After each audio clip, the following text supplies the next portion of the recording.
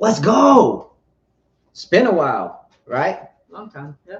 By the way, just by sense of habit, when the wind is blowing as it is outside currently, a lot of times we get kind of technical issues. Sometimes they will cut out. So I hope it doesn't happen.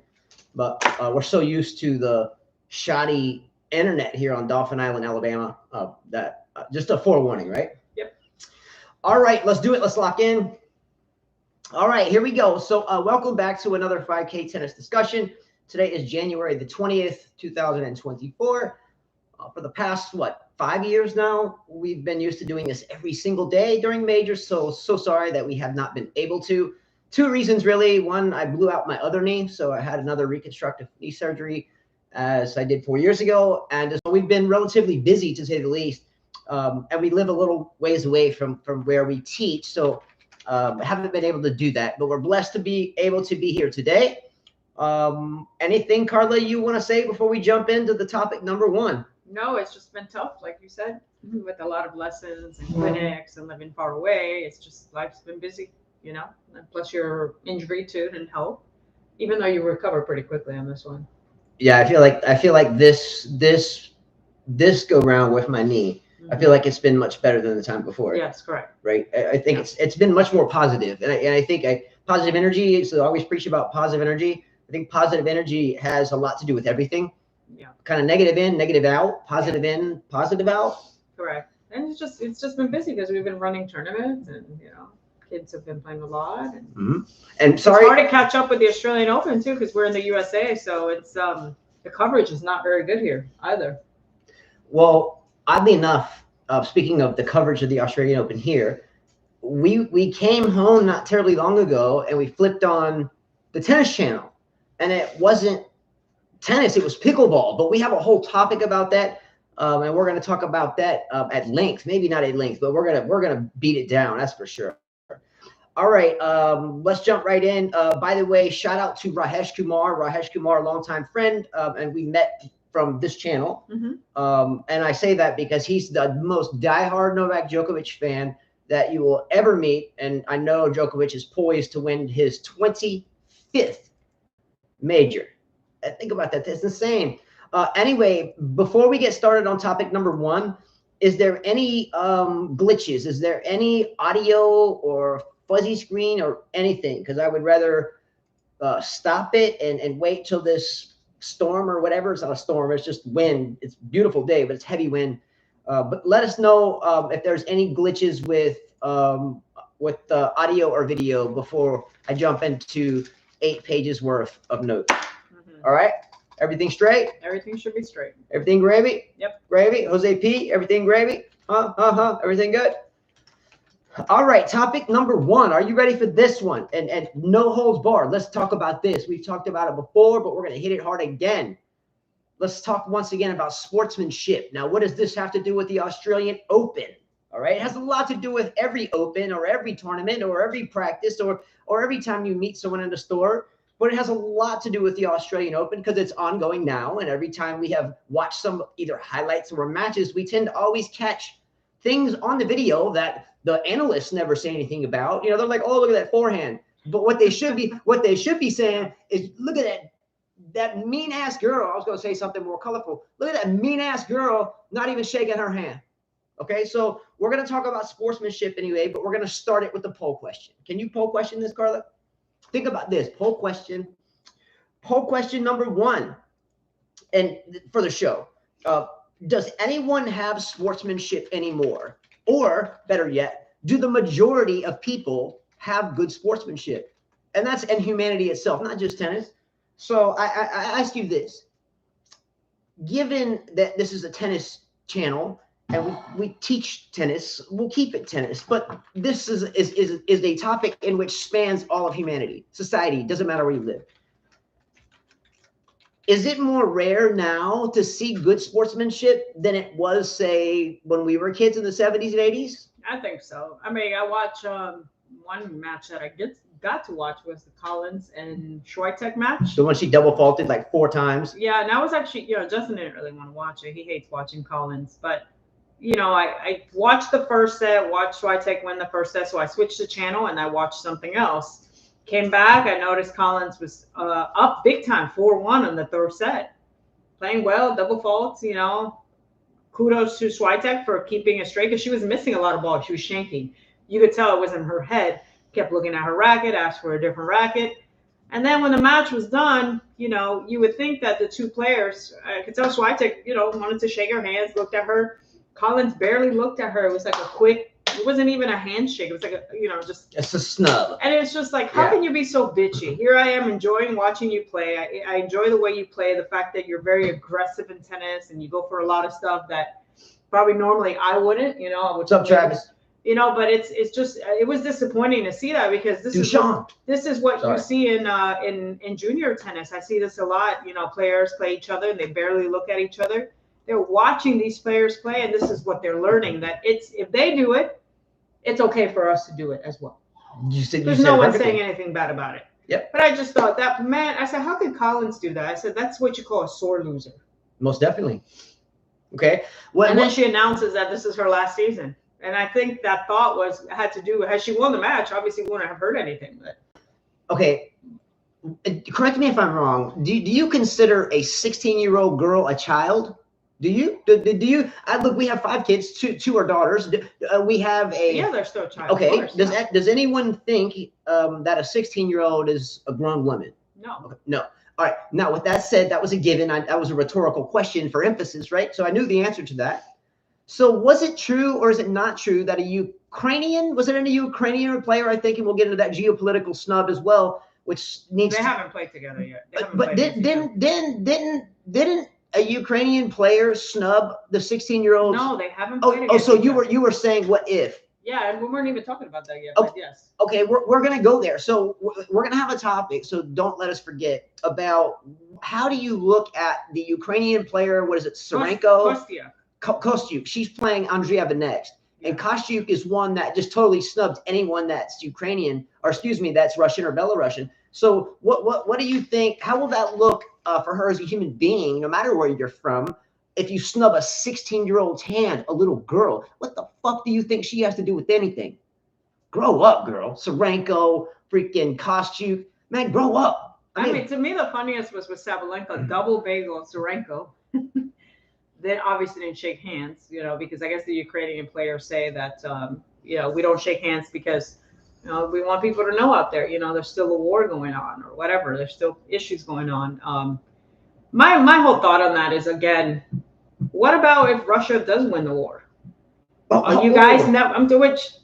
Are you never going to shake the player's hand? Never? Through their whole career, are you never going to shake a Russian or Belarusian's hand? If that happens, that's my question to them is, what are you going to prove after that? Like, I don't understand. So does anyone care if I talk about factual history for a minute without, you know, clicking off or interrupting me, because I can't get this thought out if you're like interrupting me. Do I have 30 seconds, or will people like give me a thumbs down and flip me birds? Okay. I'm going to take 30 seconds. The reason why I feel that a lot of these people globally don't understand why Russia even is doing what they're doing in the first place is because they're not educated about history. I'm not getting into geopolitics here, nor am I biased one way or the other. However, for thousands of years, where Russia is trying to go, it's always been theirs. But because of a geopolitical collapse of an ideology in the 80s, leading into the 90s, and an economic downfall to that, but yet the people still come together and they resurrect themselves only to have an agreement, which was a World War II thing. Hey, we won't come any closer to your borders. And they kept creeping closer. And then finally, he's like, look, if you come any closer, you kept coming closer. Please don't come any closer. Kept coming closer. Finally, fuck this. You're not coming any closer. I'm going to make sure of it. And in the meantime, then I might just go ahead and start reclaiming what was once mine, because you broke your promise in the first place. I'm not getting into it, but that's truth. You can call me out on that or not, but please have done your research if I'm wrong. And so what the hell does this have to do with a 16-year Andreeva? And what the hell is she supposed to do? Go so Kostyuk's supposed to come out, you know, kick her ass or vice versa, and she's supposed to come up and give her a hand. She's like, no, I'm not shaking your hand. What the fuck is she gonna do? Oh, she wouldn't shake my hand. Go call the prime minister, talk about, man, you gotta do something. This bitch wouldn't shake my hand. Who cares? And then, by the way, last thing, and I'll shut up. Does not Azarenka play? Who does Azarenka play next? Who does Azarenka play next? Jastrzębska. Let's go. Okay, so we have that's going to be epic because you have the one that left tour, correct me if I'm wrong, for performance enhancing drugs. Innocent, I get it. And you know, she was what, Sasha Bajin's first. Well, I mean, I guess Azarenka could say, I'm not shaking your hand because you cheated. Who? You're a cheater. Why are you back? I mean, she could say the same thing. I mean. Oh, by the way, everyone always has fun with where we used to, or we still do. We just haven't done a show in a while. Ostapenko, you know, the plumpy Michelin tire mascot, marshmallow dough girl. Ostapenko. Oh, you know what I thought was hilarious though? Victoria Azarenka, she's won this thing, what, twice? She won 2 Australians, am I right? I think so. I think she's won 2, right? Back to back? No? I don't remember. I would have to. I don't know. Serena was in the mix there. Okay.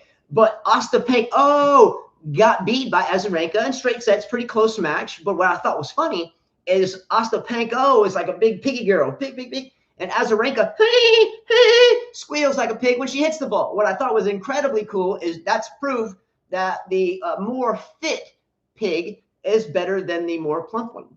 So I thought that was pretty cool. Proves in the body mass index, keep it lower, lead to longevity. All right, enough of my rant. Okay, fair enough. Hate me, but I feel like it's true. Okay? Yeah, I was fair enough. I was gonna try to blow up her outfit. Who? I mean. Oh dang! Oh, that's the.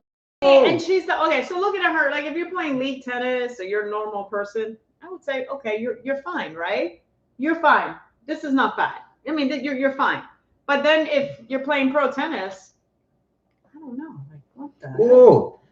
By the way, what's up, Chess Monarchy and Travis Bickle? But seriously though, seriously, and I think Jose P was just like, oh, and Jose P, by the way, Jose P just mentioned thoughts on Kyrgios commentator. Dude, we got a whole segment for that, bro.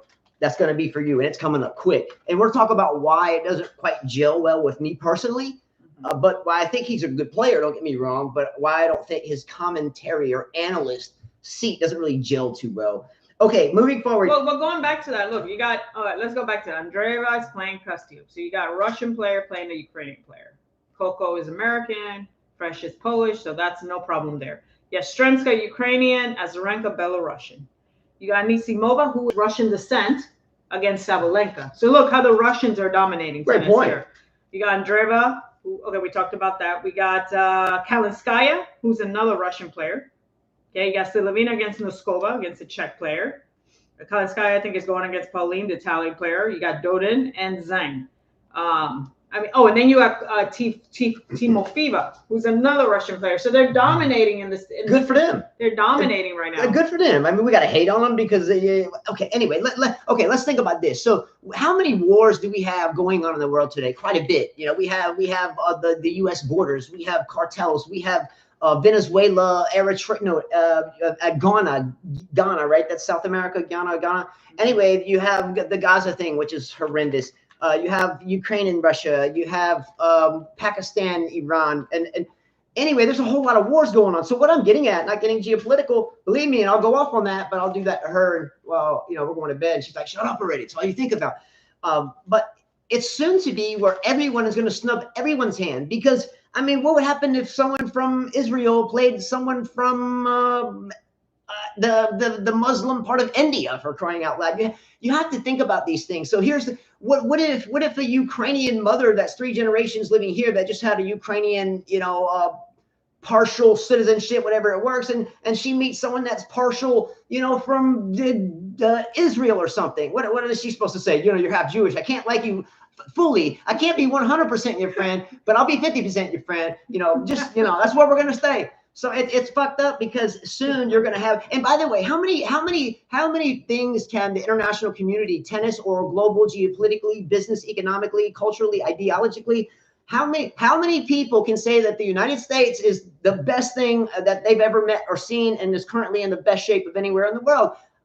None, maybe a handful. So what I'm getting at is why isn't then everybody snubbing their hands? And then better yet, isn't the U.S. giving all those weapons and paying everyone's salaries over there, if people really knew what was going on, I think it would be more like, okay, stop the war. But no, let's just keep it going because everyone is uneducated and dumb. Anyway, I told you I get on this and I'm going to piss people off. Let me shut up and get back to tennis. Dang, people are stupid. He's like, pinche woke stuff. I'm tired of it. Me too, man. What's up, Alex C? And I'm sorry, I didn't mean to do that. We're talking tennis and sportsmanship. But man, the world is. I just think it's uncalled for. That's why we watch sports, right, guys? When you watch a basketball game, a football game, a soccer game, a tennis game, whatever is it that you like to watch, you're watching it because, you know, you're enjoying that sport and you enjoy that player. I don't think that you really think about. I mean, when I watch tennis, I don't. In my mind, I don't think Sabalenka's Russian or Belarusian. I think she's a tennis player. I think she's a tennis player. I mean, that doesn't come across my mind when I'm watching them, you know, like when I love Boris Becker playing, I didn't say he's German and because of Hitler I shouldn't like a German player. I mean, it's the same thing. That's well said. I'm just saying, like Steffi Graf was my idol and she was German, and you know, it's like we don't look at I mean, it just makes no sense.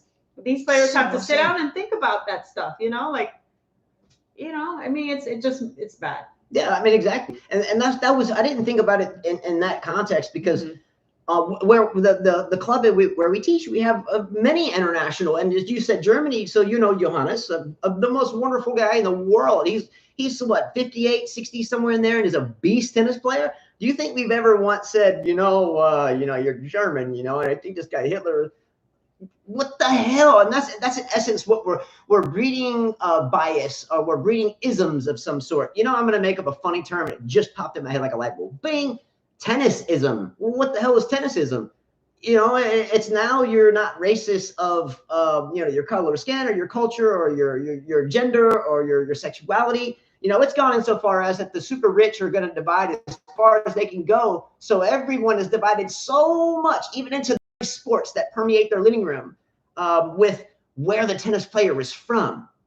Who gives a shit where the player is from? Let's battle. Look, when you shake hands at the net, we are simulating a fight to the death, and the players that shook hands at the net are those that took place in that battle to the death. That's the whole point of the game. Historically, that's what was found, right? We don't want to die, one of us first, you know, kissing your wife. Let's just battle it on the tennis court type thing. So the shake hands at the net, if both players give it their 100% max freaking effort, that handshake at the net is to say, you know what? I respect you. Thank you for the match. If you win, and, you know, I'm so sorry for the loss, whatever. And then also, let me tell you one last freaking thing. When I was a boy tournament player in California, I know my dad will watch this, maybe not now, but later. I can tell you one damn thing. If I did not walk off the tennis court after the match was complete with my opponent, my dad would give me a, okay, let's just say I walked off the court every time with my opponent, whether I beat them or not. What does this mean? Hey, the nice match, shake your hand. No, I'm not running to get my bag, grabbing my shit and walking off the court, leaving my opponent over there. You know, we sit there and then we chat and we walk away. You know, I think by you know, a good example, sorry for interrupting you, but a good example is if you watch Novak, you know, we know he's won many matches, right? It's rare when he loses. But one thing about Novak that you got to give him credit for, even when he gets beat, what does he do with the player? He shakes their hand, he hugs them. In other words, he's saying, you defeated me, good match, good for you. It was a pleasure having this battle with you. Yep. And that's how it should be, you know? But everybody hates Djokovic. Why? Is it Western, no, I'm Eastern just saying, bloc? if he can do that, right? Why can't anyone do that? And he's got so much more to lose because he's trying to build records. So like when he loses, you know, it's a big deal. We're like, oh, he lost. It's a huge deal, right? There's no doubt about that. So, I mean, if he can do that, well, I mean, I don't understand why these other players and not only so Novak Djokovic, and we're going to go to this segment in a minute. You know, now he's called Goatkovic. You know, I call him Nole anyway. I think of most of his like staunch fans over a long time, I think Nole is anyway. It doesn't matter. But if I say Nole, if you don't know what that means, Djokovic. But Djokovic not only has found a way to shake hands at the net on the tennis court, he's found a way to shake hands at the net with geopolitical leaders that have banished him from their freaking country. I mean, we must remember that he is going for what is 11th. Hasn't he won the Australian Open 10 times? Is he like Diaz on that? He's like, ¿Qué pasa? He's 10. He's got 10 He's got 10 going for 11. He's got 9 going for 10. 8, But 9, what I'm getting going for at, 9? lest we not forget the shit sandwich that Australia pulled on him when COVID was going on. And lest we not forget the shit sandwich that the he could say, you know what, screw you, I'm not going to shake your hand because you don't, whatever. Because you screwed me in the ass. At the end of the time, even enemies, I mean, I have PS10, it's like my daughters play people that she doesn't like, like they would not talk outside of the court. But when they finish their match, lose or not, she shakes their hands. Absolutely. And my sons had little cheaters, but they still shake hands at the end. Yeah. Gabby too. And there was a match recently, not going anywhere, but there was a match that just wasn't very pretty that one of my kids was involved with. And I saw, I won't even say which one, but I saw he or she stand there at the net, and the other person, really didn't want to come shake it. And I thought Justin was about to walk away and say, forget it. And he looked back, glanced, saw me there. He stood right there. So what I'm saying is it's ingrained in our kids and students, by the way, that you better damn well shake hands at the net, and you better not damn act like a little snit, because that shit ain't gonna happen. So Nanan says, I don't know if you're familiar with the fact that Serbia during Yugoslavian era was obsessed with the USA and American culture. Always were allies in the wars, etc. And then politicians ruined it all. Fuck the politicians. Didn't Shakespeare say, God hate all the lawyers or something to that extent? Politicians is a direct derivative of lawyers. Yeah, it's ridiculous. And that's a very good statement, but it's ridiculous. And then LS Fire says, electronic line calling helps with the sportsmanship. No more mind games by challenging calls just to disrupt the opponent. No more complaining about line. People's call is liberating. I actually enjoy it. I know Justin might disagree, but I've watched the electronic thing, like, before they would challenge. It shows you right there. So there's no doubt in your mind that anyone's trying to, take away anything from you. I mean, it shows it to you. I like it. Okay. So it's not, okay. There's a couple of reasons why I'm anti electronic line calling.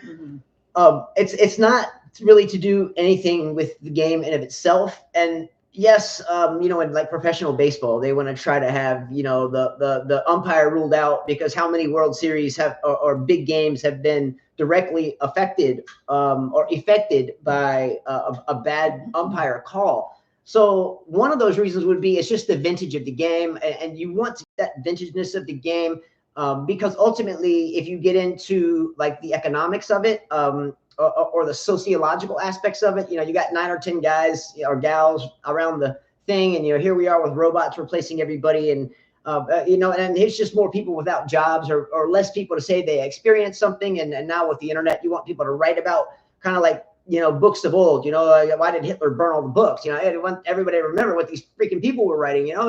So it to me, history sometimes is forgotten, and I feel that if history wasn't forgotten, then we would know much more about today, and a lot of these silly wars wouldn't happen, because the population within these politicians, as you rightfully said, inside of their circles, which we ain't in. Like, what was the comedian George Carlin that had the stand-up comedy thing? Is like, let me tell you, there's billionaires that have Lamborghinis, and there's billionaires that got to build their houses.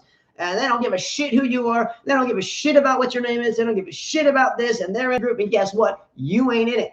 And the reason why we ain't in it is because fewer and fewer of us are educating ourselves and trying to get into those positions. Like right now, we talk about the future of USA men's tennis. The man, whether I'm being sexist or not, but historically for thousands of years, the male has been the provider in the house. Now, granted, that's much change, and I think that's wonderful. Carla, I would say, because she does all the kid stuff and the club stuff, I'm saying she's putting in more work because of just saying I didn't change a lot of diapers. She's got shit all over her. I'm like, damn. So what I'm getting at is we can't forget about, number one, the importance of the women, and number two, that there are a select group of people that control everything, because everyone else is too dumb to get into those positions to challenge that. So why do we push education over 100% in our own family over a sport in which we love and have done, and it's all we know? Carla, if we weren't involved in the game of tennis, what will we do? I don't know.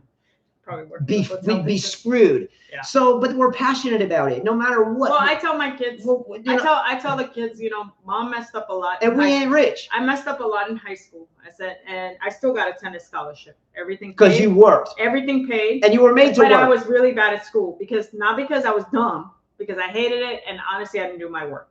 Okay? I'm being honest. And I had that opportunity, but I didn't go because I wanted to be pro. So I said, you're not making that mistake. I said, because it's, I feel like these days, if you're going to be a pro, then you can beat everybody in college, right? You'll smoke them. Ideally. Then you should be a pro. Get your education and then turn pro. Because you never know what's going to happen to you. You know what I mean? And that's why I tell them it's important for you guys to get the good grades. Tennis will always be there, Yes, and there's a lot. We meet a lot of new parents, and their parents may not know the game, but they know their child loves it, and there's a lot of parents that are brainwashed by certain people to believe that their kid is doing good because they can hit a forehand really hard. There's parents that are brainwashed because they don't know any different, that their child is doing really good because they can hit a ball 120 miles. There's a lot of kids out there that can hit a ball. Just saying, there's millions of kids out there that can hit a ball. You can go out in the street and get some kid that can throw a football and get him to just throw the football with a racket in his hand, hypothetically, and he can get 1 out of 20 balls in. What I'm getting at is there's more to tennis than hitting the ball hard, and there's more to life than just video games. There's more to life than a cell phone in your hand. There's called education, and there's called other people, and everyone is equal on this earth. And there's called shaking hands with the net and respecting other people, no matter who you are or where you come from. And tennis is supposed to be, mind you, an international language, right? No matter where. Carla and I, how many places do we go where no one knows who the heck we are, but they still come up to us and say, "You guys are tennis players, and you're married, right?" And I'm like, okay, yeah, that's cool. How did you know we're tennis players, even though we have regular, casual street clothes on? Because you just walk like one. Our other tennis player, we'll see another tennis player in an airport, and just the way they walk, they don't even have to have tennis clothes on. Just the way how they carry themselves, you can tell they're a tennis player. And then you see that now, and we're supposed to condition ourselves now that has changed over 200 years or some shit because of what? A war that everyone thinks is happening for one reason, but it's totally the other reason. Seems fucked up to me. Well, this is Jonathan graduates in May, and there he is. We'll be going to his graduation. He'll be the first sibling to graduate. Saw that. The first one to graduate. Oh, that's right. Yeah. Yeah, and they probably, a lot of these people, Jose P, LS Fire, Jesus. I'm proud of him because I didn't do it, so I get to watch, one of the kids do it. No, so I got to watch my brother. No, my brother didn't either. I got to. Yeah. So I got to watch. I was like, wow, finally one, and he's there. He's heading to Texas after that. They're sending him. Yeah. He's in Intel. Yeah. They're on training for 9 months, and I guess his ROTC instructor had told him to get his master's while he's doing that. He'll do that. So and then the other one comes after that in 2 years, and it seems like Lily's interested in that. So yes, education's number one. Yes, but can we be a little bit more honest on why he did that?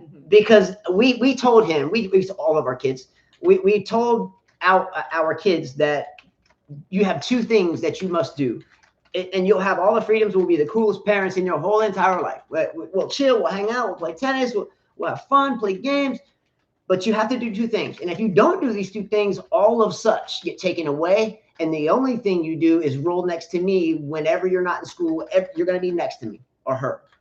And that thing is, you must make straight A's.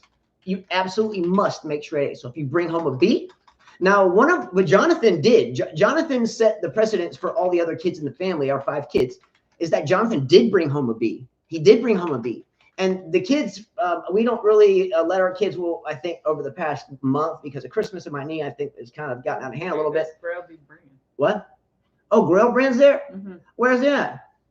Oh, what's up? Okay, so here in comments, and I have to say this, and this fits right into this show in a way, but in comments, you'll see it says Grail Brand, and welcome, man. Thank you. And surely he might not be the biggest tennis fan, but maybe so. But Grail Brand, so the hat that I have on, which, by the way, the 2 brothers in this hat, that's Andre and Big Boy from Outkast, and you guys may not know who that is, but in my younger days, I did a lot of freestyle rap. Mike Nixon, if you're out there, what's up, bro? We used to go to bars and do this hip hop thing, And back then, we used to listen to Southern playlistic Cadillac music. I got my elbow in the window, Caraminendo, feel my body, feel the party, that type of thing, right? So we would listen to it, and that was a big part of our kind of Southern flavor. Well, this gentleman's from the South. And he is a really, really, really, really, really, really good clothes designer, hat designer, and sneaker designer. So deviating, but we love Scooby-Doo. So he designed these shoes. So these are his shoes. I put a gold lace lock on there, but these are his shoes. I put the pink laces in there, but he did send yellow and black, if I remember correctly. But these are absolutely fire. Anyway, the hat, yep, and then her shirt. So I don't know if you can see the shirt, but that's if you remember the movie Set It Off that had Queen Latifah back or like mid 90s, I think, somewhere in there. There was a point in that movie where they were sitting on the bleachers, you know, and they were just dealing with life, you know, reality. And that was a really tough scene that I could really resonate with. Also, too, last thing I'm going to mention, and I'll get back to tennis, but there's one thing I've had my eye on, and there's a shirt that he has, and I hate to get into this because it's really a jacked up topic. But we used to teach in Montgomery, in Montgomery, Alabama, and we came across this article one day that there was like this fight on this boat, you know, and I don't want to get into it, but it's so true. It was so bad on the drunken dumbass's part, and there's a shirt, and I love it, but it means I think it was so well thought out because it is so true, and this is one instance where the world knew it. So it was like, I feel so sorry for the gentlemen doing their job, but it was so perfect in which finally the world could see exactly what has always been. Anyway, that's a deep one, bro. But thank you very much. And he, by the way, is making or a demo kind of stand tall sneaker shirt. So we've had hats, shirt, socks, a lot of stuff made over the years. And every time, man, I just feel like the quality isn't that good. And he sent us one, and it was fire. So thank you for that, bro. Anyway, sportsmanship, squashing the subject. Okay, and someone asked how your knee was, by the way. Oh, the knee. So yes, my patellar tendon ruptured my other leg, which I did the right one. By the way, you can. Van Lee asked. Yeah, Van Lee. So you can go to playlists. So if you go to our channel and you look for a playlist that's titled "Ruptured Patellar Tendon," just scroll to the bottom, and I documented that whole thing from surgery all the way to like a couple of months. So there's a lot of videos the last time, and I feel like this time I'm night and day better. Right. And I think positivity is a big part of that. Mm-hmm. When I blew out my other knee, we were down. I didn't have insurance. We had just made a move from working for someone and having insurance. No, we were still working. We were working here, but we didn't have insurance. Yeah. And so we had just ventured out on our own teaching, right, and took a gamble. And lo and behold, I blew out my knee. So that happened at a really bad time. And I was negative. And I was like, oh, man, this shit sucks. And it was bad for a while. But this time it's been very positive. A lot of support from Mirror Lake where we teach. And it's really kept me positive. And it's been a lot better. Okay, sportsmanship and ending. Sportsmanship, again, is something that it should be taught just like forehands, backhand serves, overhead volleys, return of serves, half volley, strategy, tactics. It should be taught with it. Because if we don't have sportsmanship, who are we? And I say this, and I just thought about this too. The other day, I was watching a lecture that involved none other than Vladimir Putin. I've always found him interesting. He's an intelligent gentleman, and I was watching this, and he looked into the camera, and he asked the world, "Who are you?" And just, it was, you know, his normal demeanor. You know, who are you? And the way he looked at the camera, I was like, wait a minute, who am I? You know, okay, I'm from the United States. I believe in equality. I believe in freedom. I believe in everyone having equal rights, no matter the circumstances. I believe in a love and kindness and happiness, togetherness, family, helping others. I believe in what I think a large majority of the people really do believe in. But because a small majority control the narrative, and we're plastered every day with shit on the internet, on the television, on your phones. I can't even watch a damn YouTube lecture dealing with a snowfall. I mean, without getting 2 ads every 2 minutes. And now it used to be a 1 5-second ad, and now it's like 2 unskippable 5-minute. I'm like, what the fuck? Everywhere I go, it's like I'm fucking walking in. I should have brought my curse jar. Holy shit! You know, just like I do with my tennis students, I should have brought my curse jar. And then when I turn on tennis now, when I turn on tennis, it's no longer about, oh, look at the match. It's now just about her shoes. It's just about her outfit. It's just about snubbing the handshake. It's just about the Ukraine war. It's just about betting odds. Now, by the way, thinking about fucking gambling shit. Man, I would have. Wasn't there? I'm gonna shit again. That's why. Look, I click not for kids when I do these videos. Now, can I ask you a question? Did anyone here? And I thought this might be fake news. I read some shit that someone had won a first set 6-0, and then had then subsequently the women's. Yeah, she was up 3-0. Who was Okay, that? repeat that. She was up 6-0, 3-0 and lost the match. Yeah, homegirl was up 6-0, Who was that? 3-0, and then subsequently lost the match. But come to find out, there was a whole lot of money movement on the betting lines. Oh shit. Who was that? I think it was a pretty reputable player too. Yes, it was. Match 6-0. But you got to be careful of AI fake news. I was selling something on eBay the other day, and I just put in the new in box, color, size, and all of a sudden it said, "Do you want to use this AI thing?" Here it is. I'm like, "Fuck it, I'll try it." Later, so Here I it deleted is. Sorana Sirsti from Romania faced the Chinese tennis player Wang Yafan. She was up. She ended up so Serena confidently dominated at the start of the match after a strong first set and was leading 3-0 in the second, but failed to maintain the advantage and unexpectedly lost. But then it said that there was like about 15,000 or something, 25,000 was moved after that, and so they're looking into it. You know what's crazy though is now in the back of your head, you've always heard, don't believe anything you see, anything you read, nothing you hear. Now you got to add like you can't believe anything whatsoever, because there's a possibility these days that wasn't even written by whoever's author's name on that. It could just be written by some computer program. And I say that because there was a special on 60 Minutes the other night. Oh, by the way, the only reason why we saw this special in the first place is because Djokovic was being interviewed on the 60 Minutes, and we'll get to that in a minute. But in this 60 Minutes, was talking about AI, and there was a lady that was being interviewed, and the lady said, I have a mother, and she lives like in, Europe, and I was in the U.S. or vice versa. And she was like, I got this call, and it said on my phone, it was my mother, and because I have her number programmed, and she called me, and I couldn't hear her, but she sounded sick, and it was like talking exactly. Long story short, her mother was fine. Luckily, she had dialed in on her actual phone while she was talking, and she was like, well, wait a minute, Mom, I'm thinking you're dying here. I'm dying. In other words, shit is all fucked up. So be careful. You can't believe anybody that calls you anymore. So that's why I'm saying, why do I never have my phone in my hand? Carl's like, man, I'm stuck to this thing. I'm like, man, what is that? Why? Because of that. Right? You're on your phone a lot. I am, but driving the whole time. True. Driving. Yeah. He's driving with his phone, sneakers, hats. I'm like, stop, just drive. But that's business because I get those stats and resell them. So Justin can't drive without being on his phone. I'm always busy. I'm always hustling, man. Look at this sneaker. Look at the war. I'm like, oh my God. The war, I feel like we learn things in one life and then we utilize them in the next life. So I feel like that I have to learn what I can while I'm in this one. Mm-hmm. Okay, but yes, when I'm looking at shoes, how many of those shoes do I actually wear? A handful. When I buy a shoe, it's to hold on to it and sell it. Yeah. Okay, next subject. I was going to give about. But I think I'm beating a dead horse here. Look, I had a note here before I got to this. Make sure I read that. So I wrote here, if an Englishman robbed me, would I hate everyone from England?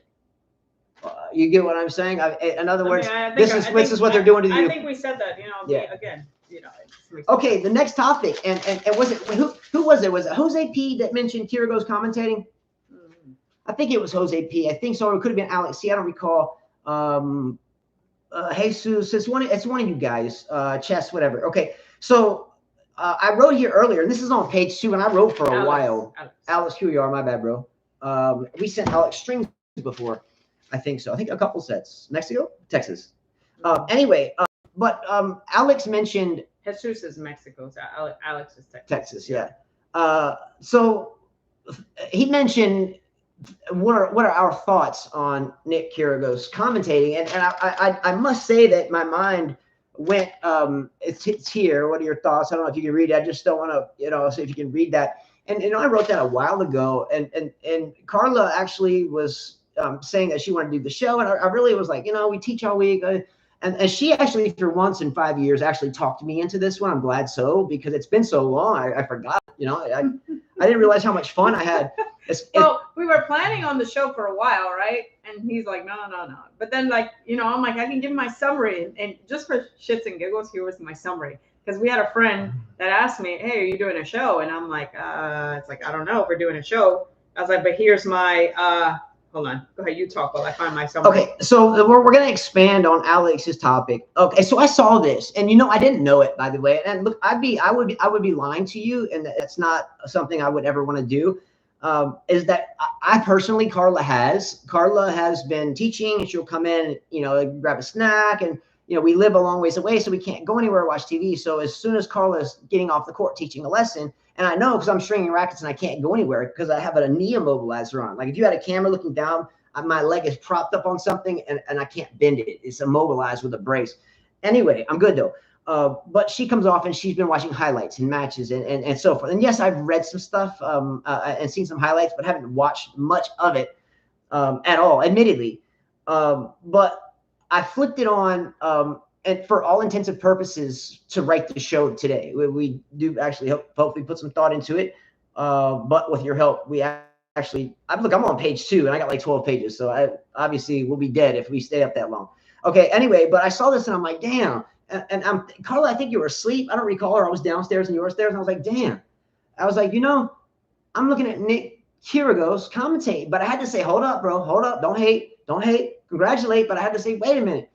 How, as a father, and I say this because I have 5 children, 2 of them daughters, I say there are certain things that I would tolerate my daughter being around, and there are certain things I would not tolerate my daughter being around. And I'll tell you what one of those things is. When someone that is under the age in my family, my own children, if they're 75, then you get your hands up. I'm just saying, but in reality, legal, I guess we'll keep it legal. My daughter's going to be my baby until I'm dead and gone, regardless how old they are. That's what I'm getting at. But don't ever make a sexual gesture. Don't ever talk about it. Don't use the words that apply to it. Don't ever do it around my little girls. Plain and simple. There are a lot of people in jail these days having gone after someone that has done something bad to their daughter. I'll leave it at that. And they're there because they did what. Look, if someone touched one of my daughters, I wouldn't be sitting here. I promise you that. I've been around the block before. I wouldn't be happy to go around the block again. No one will touch my daughters under any circumstances. And if that person that I'm talking about didn't touch them, okay, but they were around them and made a sexual gesture in any capacity, A, I would never let my daughter around them again. And B, I would never, ever, ever let my daughter have anything to do with that person. Would you agree or disagree, mother of those 5 children? Yes. You would agree with it, right? Mm-hmm. Okay. So I rewind to a tournament many moons ago in which Kyrgios, his normal thing. Don't forget that Nick Kyrgios became who he was, not because he was a consistently great player. He was, but, he had flashes. It wasn't going to say flash. His daily, what the fuck, man? I want to work out. Fuck this bozo, man. So one day he's at a match and he has a water bottle. I don't even want to make the gesture because I feel like if there's a young lady, they can deal with the S-bombs and the F because they probably hear it at home every day. But what I don't think any young lady would ever hear at their home with their dad sitting around is a gesture. I'm not going to make the gesture, but I want you to imagine someone shaking a bottle of whipped cream that you're trying to build pressure in before you put it on the birthday cake. Now, let's make that same gesture with the water bottle and think about in the male phallic sense, what could be a gesture thereof. And then when he takes the top off and squirts the water out, the whipped cream's going on the cake, you can read in between the lines. So what I'm saying is he did that globally. Is it a child's mistake? Absolutely. Have I done worse? Absolutely. I have paid 6 years of price. I have made huge mistakes. But what I have not done is ever have put a phallic gesture in front of a stadium court full of people. I don't want to exaggerate. I'm fairly certain it was a pretty big tournament. If he was playing at ATP 500, maybe 250, possibly 1,000. Shit, it could have even been a major knowing him. But remember, he was conditioned to do that. Why? Why was Nick Kyrgios conditioned to do those type of things? Because he would make the highlight reel in the morning. We conditioned him to be that way. So if we now have analysts that are the spokesperson for a global brand that has now accompanied pickleball into their broadcast without asking the people that pay for the freaking service, pickleball who? Raducanu who? Ostapenko, oh, what the fuck? That's what I'm saying. It's a shit sandwich, and nothing we say or do can potentially change that. How can it change that? Education. Anyway, I mean, have my thoughts gone on far enough? I mean, I understand what Justin's saying, but just like I feel like anybody deserves a second chance. I mean, yeah, what he did was disgusting. But at the same time, but you can't be a spokesperson that little girls are watching. He's not. He's a commentator.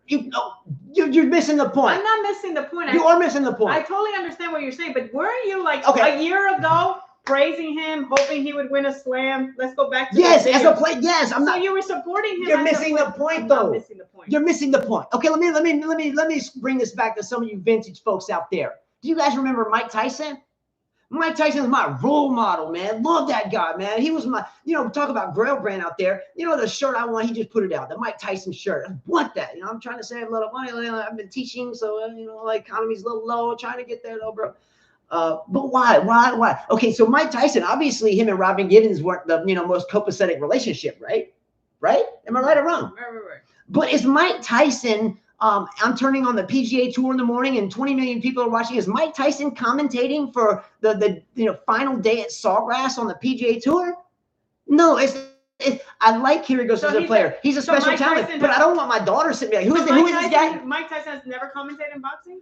Not at the level of a major open. I mean, again, maybe my metaphor is incorrectly. Maybe someone can give me a better metaphor. But I've got a guy now on the same channel that took away half my stuff for lazy-ass pickleball. No disrespect, but from a tennis player standpoint, we can go play that game and we can be really good in a second. We've done it a handful of times, more than that.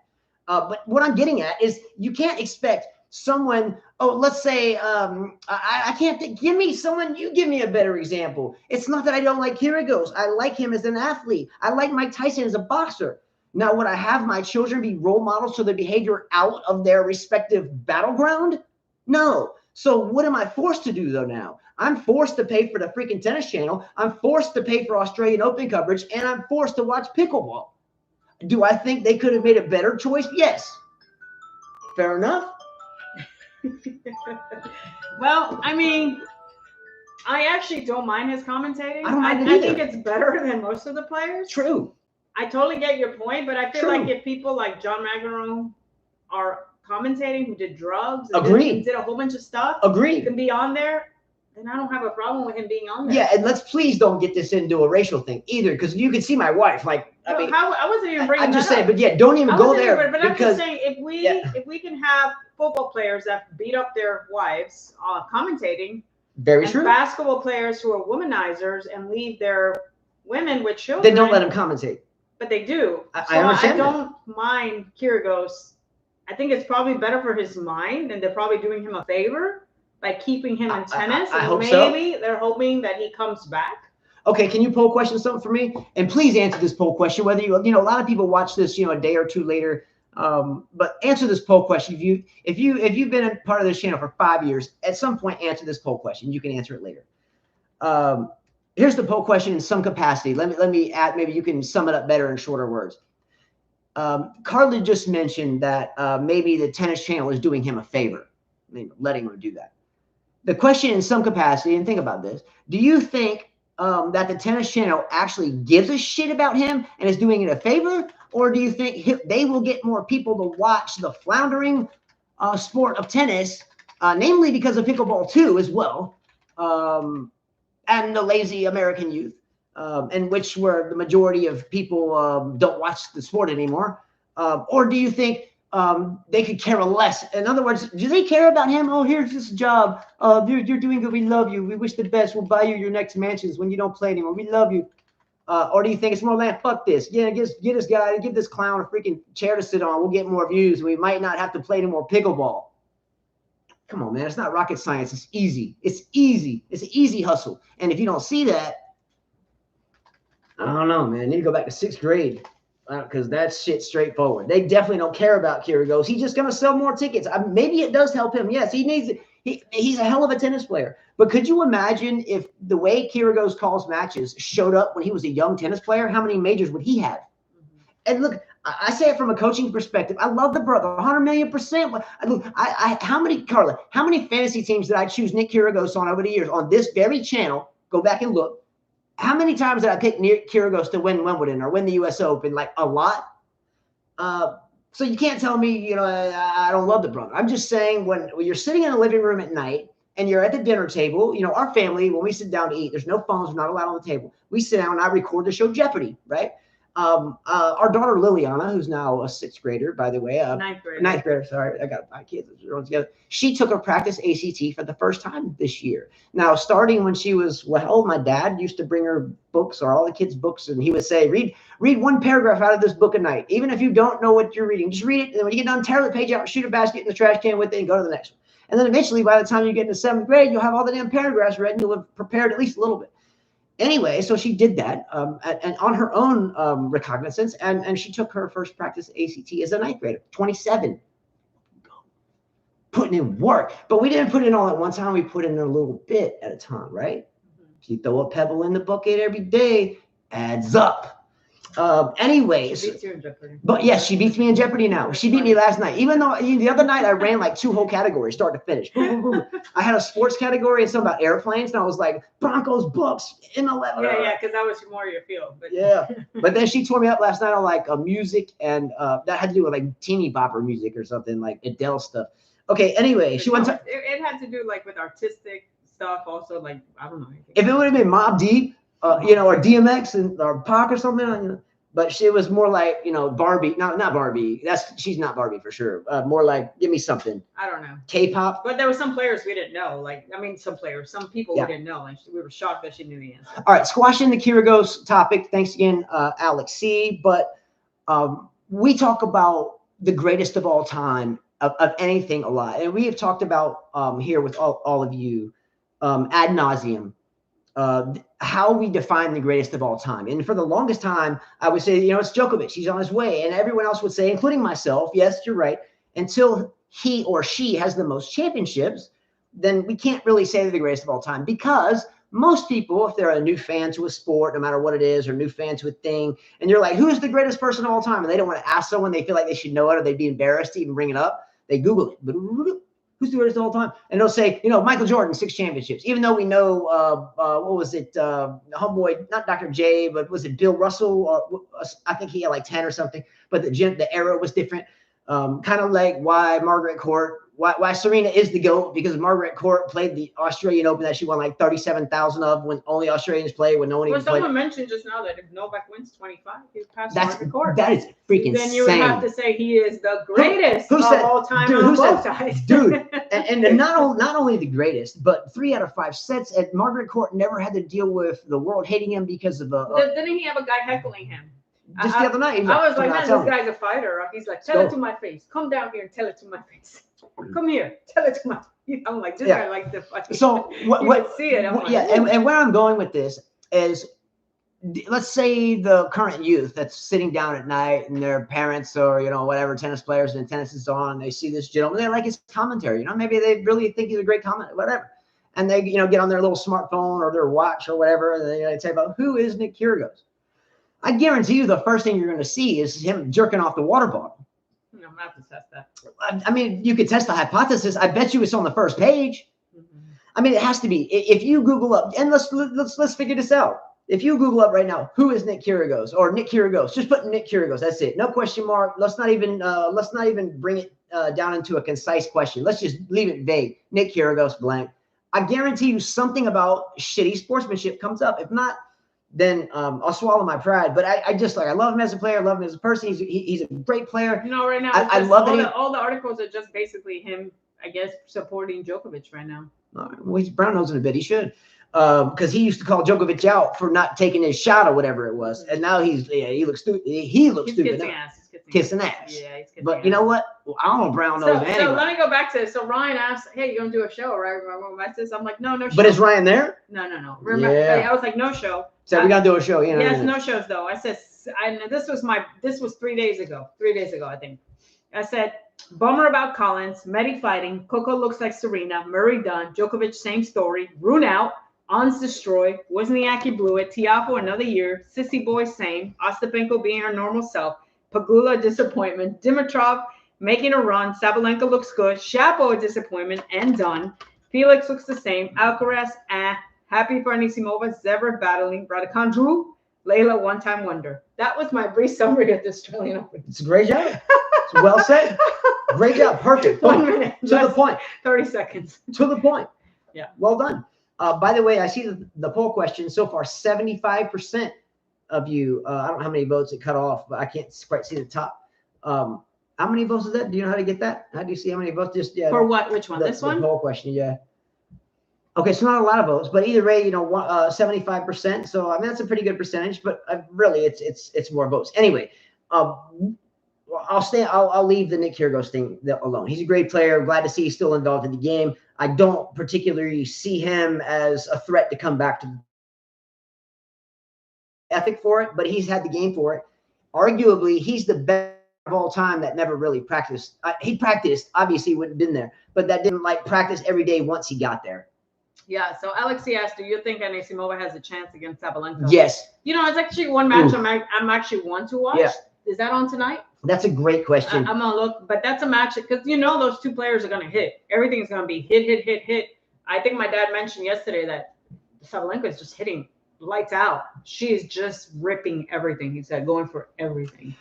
Yeah. That means her confidence is up. When she does that, her confidence is way up there. The issue that we must think about is Carla just mentioned she's been ripping, hit everything. A player that doesn't have a lot of variety, what happens when they both don't? So that's going to be the battle. What happens when we don't have a good day at the office? And this is why there's more to the game than crunching the ball because you can't always hit your spots as consistently as necessary. And she's had this issue. Now, Sabalenka, on the one hand, has had that problem with her serve for a while. She's turned the corner on that, right? And she's turned the corner consistently. But you know what scares me? You know what scares me about that match? Not necessarily that match. Forget about, the screaming? No, well, no, that too. That's another thing.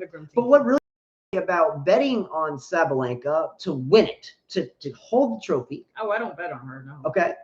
What keeps me from betting on her? Now, I used to, for 5 years we've done this, and for a long time we did it every single tournament, every single major, and we did fantasy teams.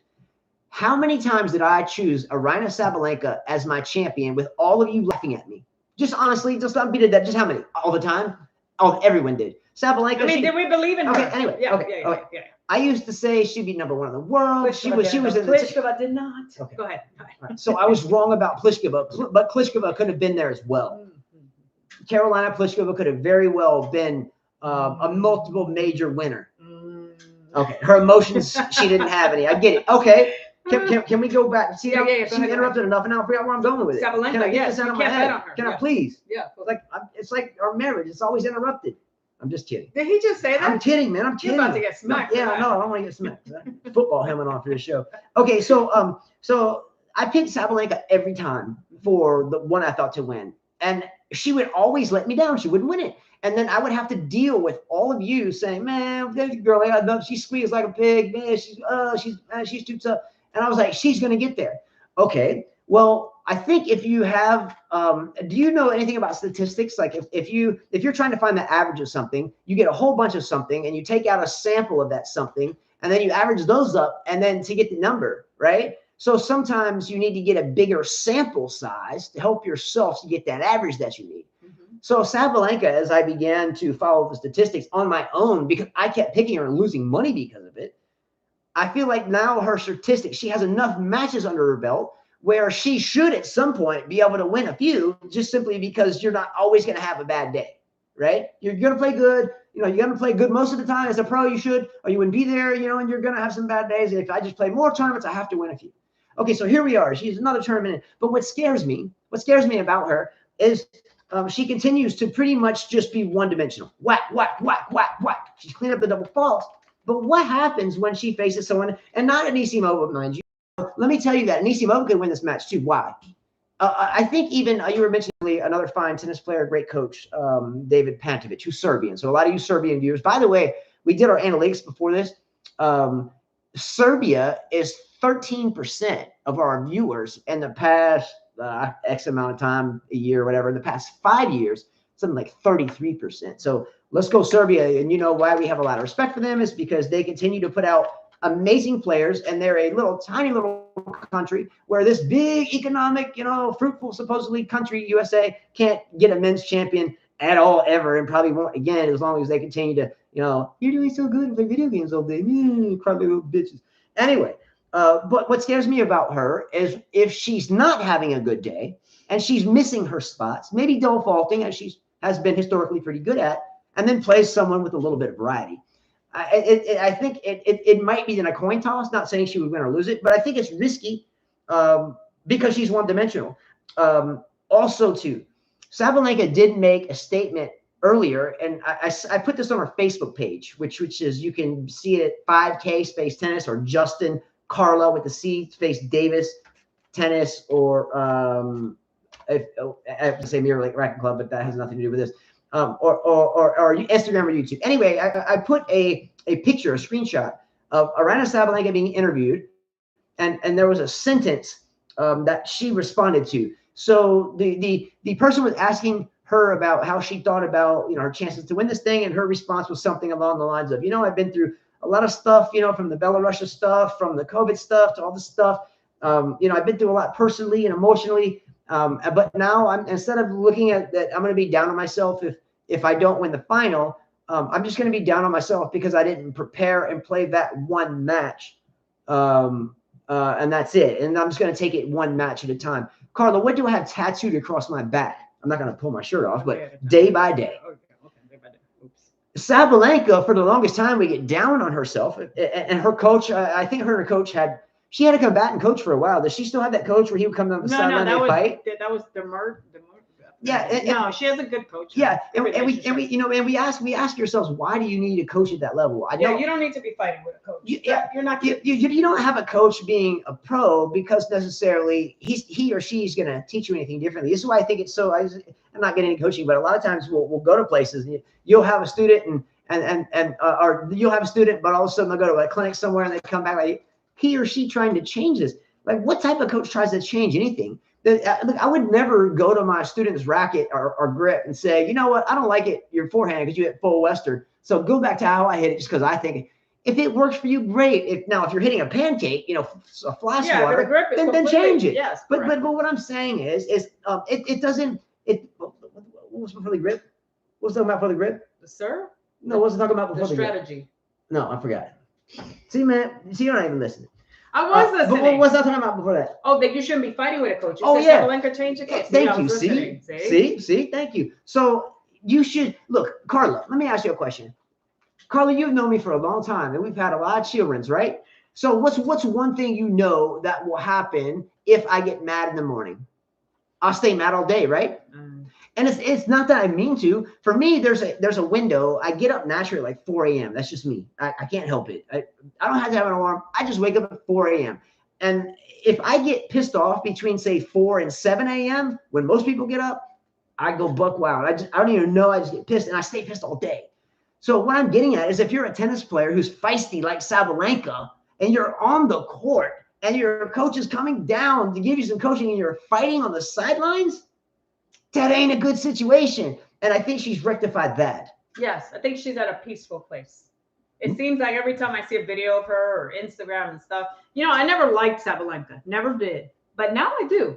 Because it seems like she's more peaceful. She's more down to earth. And what made me like her more is the fact that these stupid Ukrainian players, and not that Ukrainians are stupid, just the stupid players that decide not to shake their hands, have pissed me off so much that I'm rooting for her. Someone asked, LEC said, who's y'all's women favorite for the title? It's tough to pick one person, honestly. You've got a lot of teenagers, 19-year-old, a 16-year-old. You've got, I wrote down here, I don't think the 16-year-old will win. You got Coco Gauff, who could win her second slam. Let's go. I hope so. I like Sabalenka. Azarenka. It'd be great if Azarenka could retire, win a slam and retire. The other person, Anisimova, I've always loved Anisimova. I was always rooting for her, and then her dad passed away, and we know what happened. We know what happened to her game. You've got also who's the other player? Not Koskova. I wrote. Did we just glitch? No, we're good. You sure? Yes. Okay. Who's the other player that was in my list? Timofeva is another one that is doing good. Another Russian player. So there's quite a few players that I would like. Hey, in comments, did we just glitch because our not that we see glitching, but the clock is not fluid. It goes from like 47 stops and then goes like 5 seconds ahead. Anyway, if we're not glitching, great. But Ghost of Gerolitis, Venus Gerolitis. Are we talking about Venus Gerolitis? I got this light in my eye. I can't see anything but like half the screen. So I see Ghost of Gerolitis. That's pretty. It's a pretty good name, Vetus. Great job. My dad loved Vetus. Anyway, so he asked 2 good questions. 1, now 2. Are we glitching? Yay, nay. Okay. He says, do you think the slam kind of got the monkey off her back? Now, I do. Now, you have to be careful with that statement. I'm obviously joking, but you know that there was a commentator here in the United States that lost his job because he mentioned something similar about Venus Williams, which had nothing. This is what I'm talking about. This is what I'm talking about. She said she's going to the guerrilla war. Exactly. And they fired him because they fired him because they thought he called Venus. It's like, shut up, that dude should. Dude, there's okay. So what we're okay. I will bring warfare, it up, but there is a real way that you fight warfare that's been going on since. That's how the revolutionaries in the United States. That's how we that are still here ended up beating the redcoats because we were a guerrilla outfit. We snuck up behind it. We didn't line up in a big ass formation and mowed each other down. And whoever had more people won or better guns. Can you imagine that? So stupid. Like what happened? One, two. I mean, oh my God, yeah. How stupid. What a way of fighting. If my dad was here, he'll see it later, but he was a captain. Suicide. He was a captain in the Navy. Anyway, but I would like to go back in time and ask the people in whatever war, they did it globally, not just here. What were they thinking when like 5,000 people would line up and then 5,000 people line up here? Cannon. Pull! Whole line mode. You got a cannon coming at you. Oh, you're still standing. You're still standing. You stay right there, buddy. Don't you move. Next up. Boom. Like everybody falls. Oh, you're still standing. Damn. You just won Russian roulette. You're like, what the fuck? Why would you come out of the woods, be a gorilla? And that's what the commentator was saying. So here is another perfect example of a totally professional and an axiom that's been around for a while. I gotta get the monkey off my back. I mean, dang, I can't finally beat this dude. I used to have a monkey on my back in juniors, and there was a gentleman. He's from here, by the way. His name was Clint Martin. And this dude, Clint Martin, man, it didn't matter how hard I trained, how much my dad yelled. It didn't matter. I could change up the tactics and serve and volley, not. He'd still whip my ass. And it wasn't even close, like 2-2, 0-1. Bad. He was the monkey on my back. And I never got him off. And I still don't forget about it because he was the one that when I moved from California to here, that would always shut me down in finals. I never beat I don't think I ever came close. I think he'd whip my ass every time. I'm still trying to think about that. You know, I was watching the Patriot, Mel Gibson. Yeah. I'm like, I can't believe that they thought that's how you were supposed to fight. Yeah. Like, who came up with that? A gentleman that wanted to fight like a gentleman? War is war. Oh, yes. And you do whatever you got to do. And that's why the militia helped out. He was like, man, it's a guerrilla warfare tactic. You came out of nowhere with that. All of a sudden, you're lost. You get lost. That was just the way that, media propaganda could proliferize more isms. Anyway, where are we going next? Yeah, but as far as the women's title, really, it's up there. It's whoever wants it back. I think it's really whoever wants it back. You've always indicated it's a coin toss. It's a coin toss in women's tennis. I mean, doesn't Coco to you guys look like Serena? I was looking at her in the yellow outfit. I'm like, oh my God, I feel like I'm looking at Serena. And you said she looks more like a woman now. Yes. Oh, and now what's the problem though of always trying to be exactly like someone else? We never become the player that we want to be. So let's look at like when Michael Jordan retired or when Mike Tyson left boxing, or namely in tennis, since we talk tennis, let's look at Grigor Dimitrov. Grigor Dimitrov, for me as a fan and as a spectator and a coach as a player, I always felt like he tried to emulate and study and be Roger Federer. Well, everybody else figured out Roger Federer. Everybody else figured that high top spin to his backhand one-hander was going to be tough. And he just continued to be Federer when Federer started, to start getting beaten when he was some life in him. Anyway, it's hard to be your unique self if you're trying to copy someone else. Isn't that true?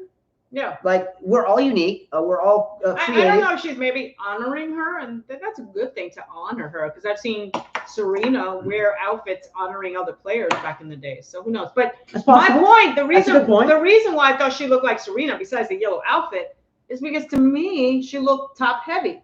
Did she not seem top heavy to you? Like muscular? Coco? Yeah. She had more muscle. I don't think heavy is the word. I think she looks extremely fit. But she's built like bulky. Yeah, like she didn't look like that before. She looked to me, her legs still look the same, but I felt like she put more here on the top of her. Where does Coco Gauff serve stand amongst the others in terms of first serve percentage and miles per hour? I don't know, but Alex said Coco spent some time with Andy Roddick to work on her serve, and I see the improvement. Oh, geez. Andy Roddick had a good serve. I know, but that's all he had. But that's why he was just teaching her. Oh, for just the serve, that's it? Just the serve. Okay, fair enough. Mean, if I had a choice, and I just wasn't a Roddick fan. And someone said to me, hey, what coach do you want for your backhand? I'll say, let me take Novak. What person do you want for one-handed or two? That's a good question. Novak has two. I'm a two-handed player. Okay, well, if they ask me, I would choose Stefan Edberg. Okay, now they say, whose forehand would you like? I would say I like my forehand, but if I could pick a forehand, I want Roger. Probably Roger Federer. Serve. Whose serve would you like? John Isner. I'd like Serena serve. I'm a girl, so Serena serve. Okay, yes. You know, who would you like to slice like? Steffi Graf for sure. Net game. Martina Navratilova. Boris Becker. You know who's overhead? Pete Sampras for sure. No. Pete Sampras had one of the best. No, Ivo Karlovic. No, man. Pete Sampras. Ivo's way up there. Yes, but Pete Sampras will be able to jump. I mean, there's pictures of him looking like Jordan. No, yes. But Pete Sampras, if you only asked about the backhand overhead, Pete Sampras was able to elevate, rotate, give that. You know, one. Backhand overhead, and Pete Sampras was a master. He was also a beast. He can hit the overhead from anywhere. He was a beast. He was heavy, like a Sasquatch too. I love Pete Sampras. He was Sasquatch. He was heavy. I don't know. Pete's not as scary.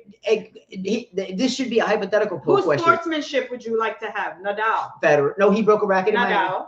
I would, Nadal, yeah. Yeah. Well, who's mental? What about Stefan Edberg? I would say Steffi Graf because she never showed emotion and she was always like, it's till Monica Seles showed up. Then we saw a little bit of that, Yeah, and then one of her fans got crazy and tried to stop that. Yeah.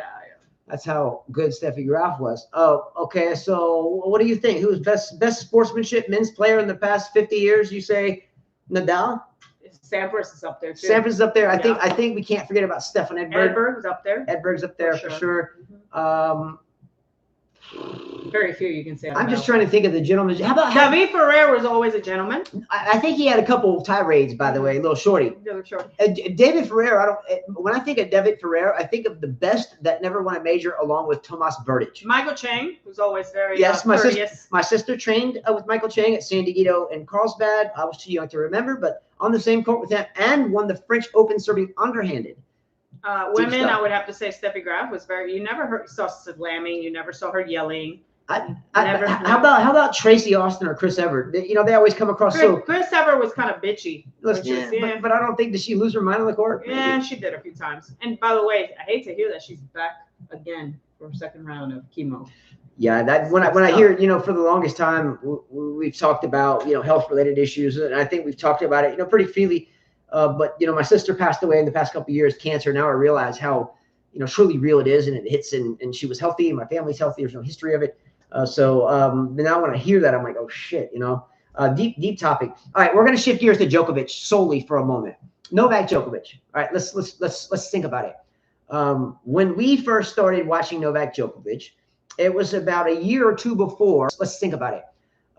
When we first started watching Novak Djokovic, it was about a year or two before his first major, or first majors, the year thereof.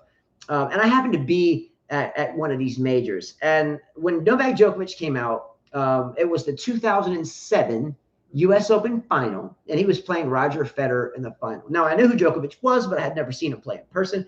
And my father, thank you, Dad, he'll watch this at some point, and I was a very young man here. So, I'm 46, do the math.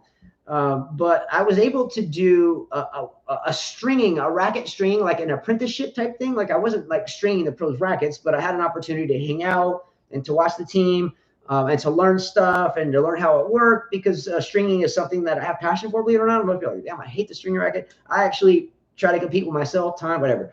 You won't get that. But at this U.S. Open, we had an opportunity, if we weren't, stringing, it's the final, so there was not, there was evening. And I remember Aretha Franklin, I think, came out and sang. Anyway, but Djokovic, when he came out, they showed like a Trinitron video, like a video on the screen, and they showed him like making gestures of everybody, like Sharapova, like acting out. And he was in America, and a lot of these players he was making fun of. I know that a lot of them were laughing about it, but a lot of the fans were like, who the hell? So the stage was set to plaster him throughout his young career. And I feel like because where he's from, I'm not getting into geopolitics again, but fast forward till today, Novak Djokovic has been through hell and high freaking water. He has been through geopolitical standoffs, because BRICS versus West, whatever you want to call it. He has been through just simply saying, hey, I choose not to get this thing stuck in my arm. And you know what? I'm not going to leave my country. And everybody in my country loves me. I'm not going anywhere. Just please leave me alone. Threw him under the fucking bus. much as to where the entire continent of Australia would not let him go and defend his title, or did he? No, I can't remember. Went in and it was to defend his title, I think. He went in, yeah, I'm sure. But was it to defend his title? I'm sure if he's 110.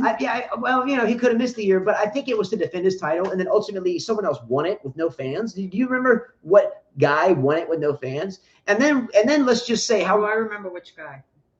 And just how Nadal. Look, and just how preposterous this is what other major took place that year that some fluke won? Raducanu who? Raducanu who? What? Who? Huh? Layla Fernandez, what? Huh? What did you do, Rolex, to give away that much money for someone that won it with the world all jacked up? Who? Raducanu who? Raducanwho. Raducanu who won the U.S. Open that netted her like hundreds of millions in sponsorships and new Benzes and new Rolexes because she won some shit with no fans with screens clapping. Whatever. Raducanu who? You will not win another major. Not as long as there's not another geo-pandemic. Okay, anyway, but he has been through hell and a handbasket and has still found a way to come back. If that were me, I would be like, screw you, Australia. I love Australia. I have no beef. I'm just saying how I would be if I did have beef. When I have beef with someone, am I that forgiving? Sometimes screw you. Sometimes it's better, but if you think about it, he's trying to break records and stuff. So sometimes you have to swallow your pride to get to your goal. Let's go. Now, mind you, 25 Grand Slam titles is unfathomable. Look, if you have been a player in any capacity, or you understand the absolute extreme fitness levels it takes to do a 6-hour match at the Australian Open till the daylight with Nadal. We were in Panama City like, what, 12, 13 years ago? And we watched the match all night long. And Djokovic and Nadal were so damn tired that they couldn't even stand up. They had to bring them chairs, right? We were watching that live. That was epic. Truly humbling. Epic. Could you imagine after that type of battle, Novak Djokovic or Rafael Nadal not shaking hands? Heavens no.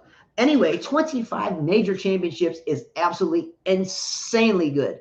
Now, but not too long ago, Pete Sampras had 14. Not too long ago, I told someone if Roger Federer beats that record of 14, I'll get a huge RF logo tattooed on my back. He did it. I got it tattooed on my back. When that happened, we all said, oh my gosh, there is no way anyone ever will break that 15. Well, Roger got to 20, and all of a sudden, here goes Nadal. Blah, blah, blah, blah. And then here comes Djokovic, and still here. Now, the other night, I was watching this thing called 60 Minutes. It's like a U.S. show. And they have a couple big topics and a couple high-paid anchors to ask these questions. Sometimes it's just, propaganda. But nonetheless, this was about tennis, so I recorded it. So I hit record, and then I fast-forwarded it to the Djokovic thing. Well, actually, there was something about AI before that, and I think we already talked about that. But the anchor or the analyst was asked, or journalist maybe, whatever the proper is, but the journalist asked Novak Djokovic something along these lines. I'm not quoting, but something similar. Novak, here you are, much older than your peers. Here you are, for all these years, and here you are, you've already had all the records, and here you are heading into the Australian Open. This was before the Australian Open. And the analyst asked him something along the lines of, how do you continue to be better? There's the name of the analyst. Oh, yeah, Gene Swart. What's up, my brother? And by the way, Gene Swart here in comments. By the way, Gene Swart is a young man in South Africa. South Africa, by the way, it takes a big part of our views. Serbia, South Africa are number 2 and 3, by the way. And also, I do sneaker videos. I've been collecting shoes since 6th grade. And I just kind of started to do some of those recently because I blew out my knee. I've always done a few, but never been more focused on it because of the knee. I got to think about something. I go stir crazy if I sit still. I can't sit still. Like the worst thing for me isn't pain. It's if I got to sit still. I hate sitting still.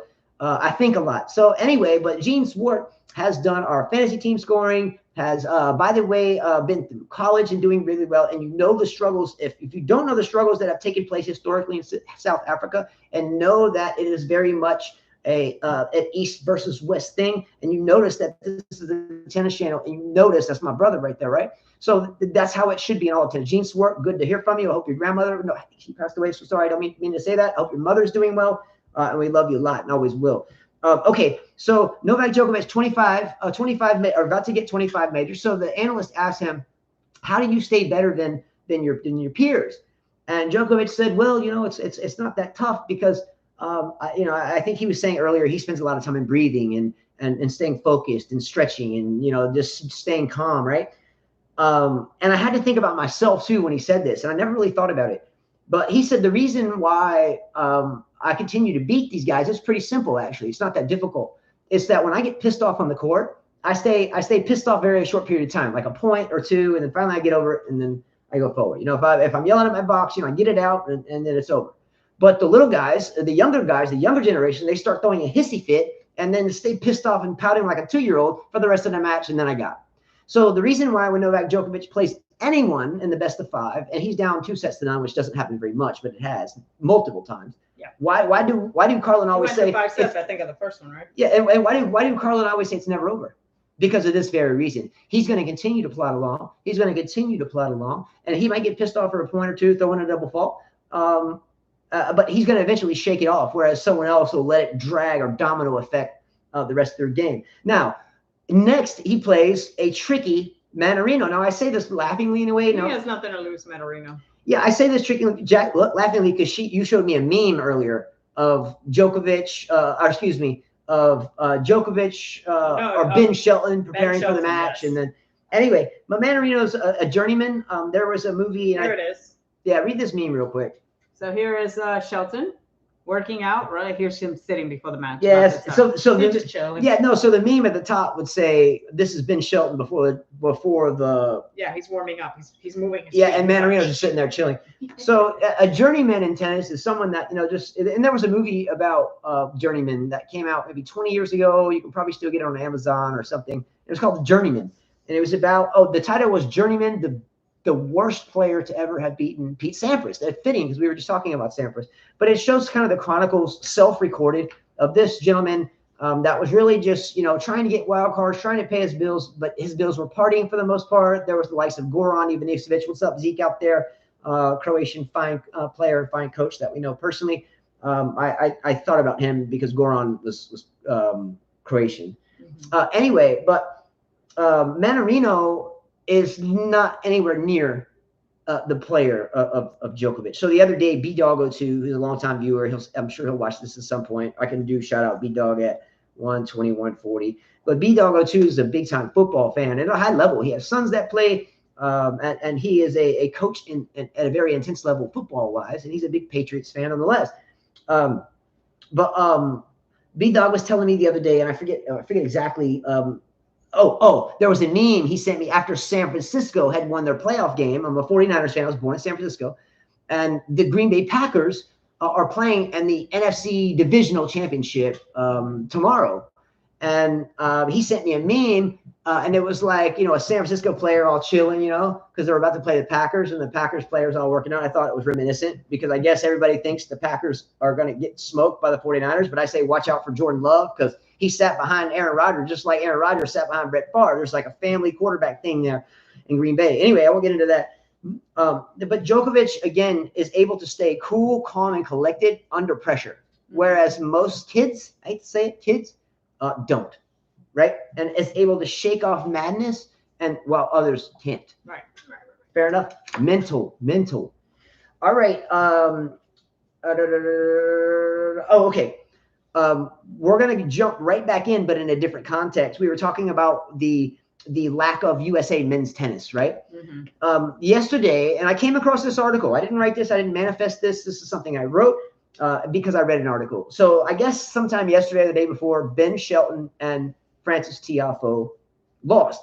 And, there's always some shithead that has to be, the other day I downloaded this app, Reddit, Reddit, and I downloaded it because someone told me if you have some off-the-wall question and you're tired of getting, all these ads and just the one who paid the most to get the answer that they want you to read, just go there and you get an honest answer. I downloaded this thing, but ultimately every time I asked a question, there was always like 27 shitheads and only one that's honest. Like, fuck you, eat shit. And there was one person like, oh, well, yeah. And then I was like, dude, if I got a ratio of 27 schmucks to 1 positive, I don't need it. So I just deleted it. But we've done entire shows on USA Tennis. When we have done shows on the lack of USA Tennis, that's never been about race. That's never been about how big or small you are. It's never been about where you went to school or where you were trained. But it has to do in our context of trashing, not trashing, but condescending to American tennis is just the overall brown nosing and sugarcoating the way that certain players play, and then the excuses that we allow people to have, right? So Tiafoe and Shelton lose, and you know some people were being crap heads, but there was a few honest ones. Hey, this is indicative of Americans tennis. You know, too much reliance on forehands, too much reliance on a big jerky serve, and then when the going is tough, we don't have the variety we need to get out of it. We just get pissed off and start slamming balls even harder. How many American men are left in the Australian Open? One, is it Taylor Fritz? Taylor Fritz. Yep. I think Jonathan's lookalike. Yeah, and I think he plays Tsitsipas tonight, right? Play sissy house, yeah. You know, I think that's a coin toss match because Tsitsipas has his sissy ass distracted on tour because of a dose of Dunkadunk. She's pretty hot, but damn, she got beat too. Yeah, we always tell students, man, if you want to be an elite tennis player, D1, whatever, and you got a boyfriend right now that you can't come to practice because you're going to a movie, you're in the wrong sport. Oh, girlfriend. Like I told one of the players, I was like, oh, you're in love. I said, that's why you haven't been to practice. You're in love. Whereas your brother is not. I said, that's why he's here. Long story short, there's a reason why there's only one American man left, and it has nothing to do with the men themselves that are still in it. It has to do with the foundation that they are given here moving forward from a coaching standpoint. From the club level to I feel like this day and age, if you have a father that's raising your son and that father has the time in their day, even though they're probably worked to death and still don't have enough money to pay for gas, if you could find the Richard Williams, or even go to like Donald Young's parents. And we could get off in this dichotomy about, Donald Young's parents ruined his career. But at this point, we're not even going to have another Donald Young. And for those of you who don't know who Donald Young is, Donald Young was an ATL. What's up, Grail Brain? Doesn't ATL Ben guy. Shelton have his dad? His dad left college tennis. There you go to for be him. with him. There you go. So he's a D1 coach. Yeah, Successful. There you go. Coach. And so do you think his dad, now Ben Shelton's very young, Tiafoe's been around the block. Anyway, do you think Ben Shelton's dad is going to say great job if you played like shit? Do you think he was coaching UF, University of Florida, one of the best D1 programs in the country, arguably the best ever? Yes. Arguably. Didn't Lindsay Davenport play there? Or did she play at Virginia? I think Davenport played at Florida. I'm not sure. And don't forget Davenport, multiple major winner. Anyway. Yeah, you got to be a solid player to play there. But are you surprised that there's only one man left? Are you shocked? I'm not. I just feel like the fight. Yeah, I feel like sometimes I watch. I mean, we had a junior tournament. I don't think it was bad. I did see some variety. There was some variety, which was shocking to me. But we don't tolerate that shit. But no, I mean, from other players that we didn't know. Yeah, so for sure. I mean, I think they're getting better, but I think maybe they don't have the heart as much. Yeah, and maybe because they don't suffer as much. Because a lot of these kids who play these tournaments, their parents are well off. They come from, a well-established. There's nothing wrong with that. There's nothing wrong with that, but I feel like maybe they don't have that struggle. That fight. Right, and I feel like maybe someone, I think who we were talking to was Zeke. He was saying, in Europe, most players don't even play tournaments till like 16.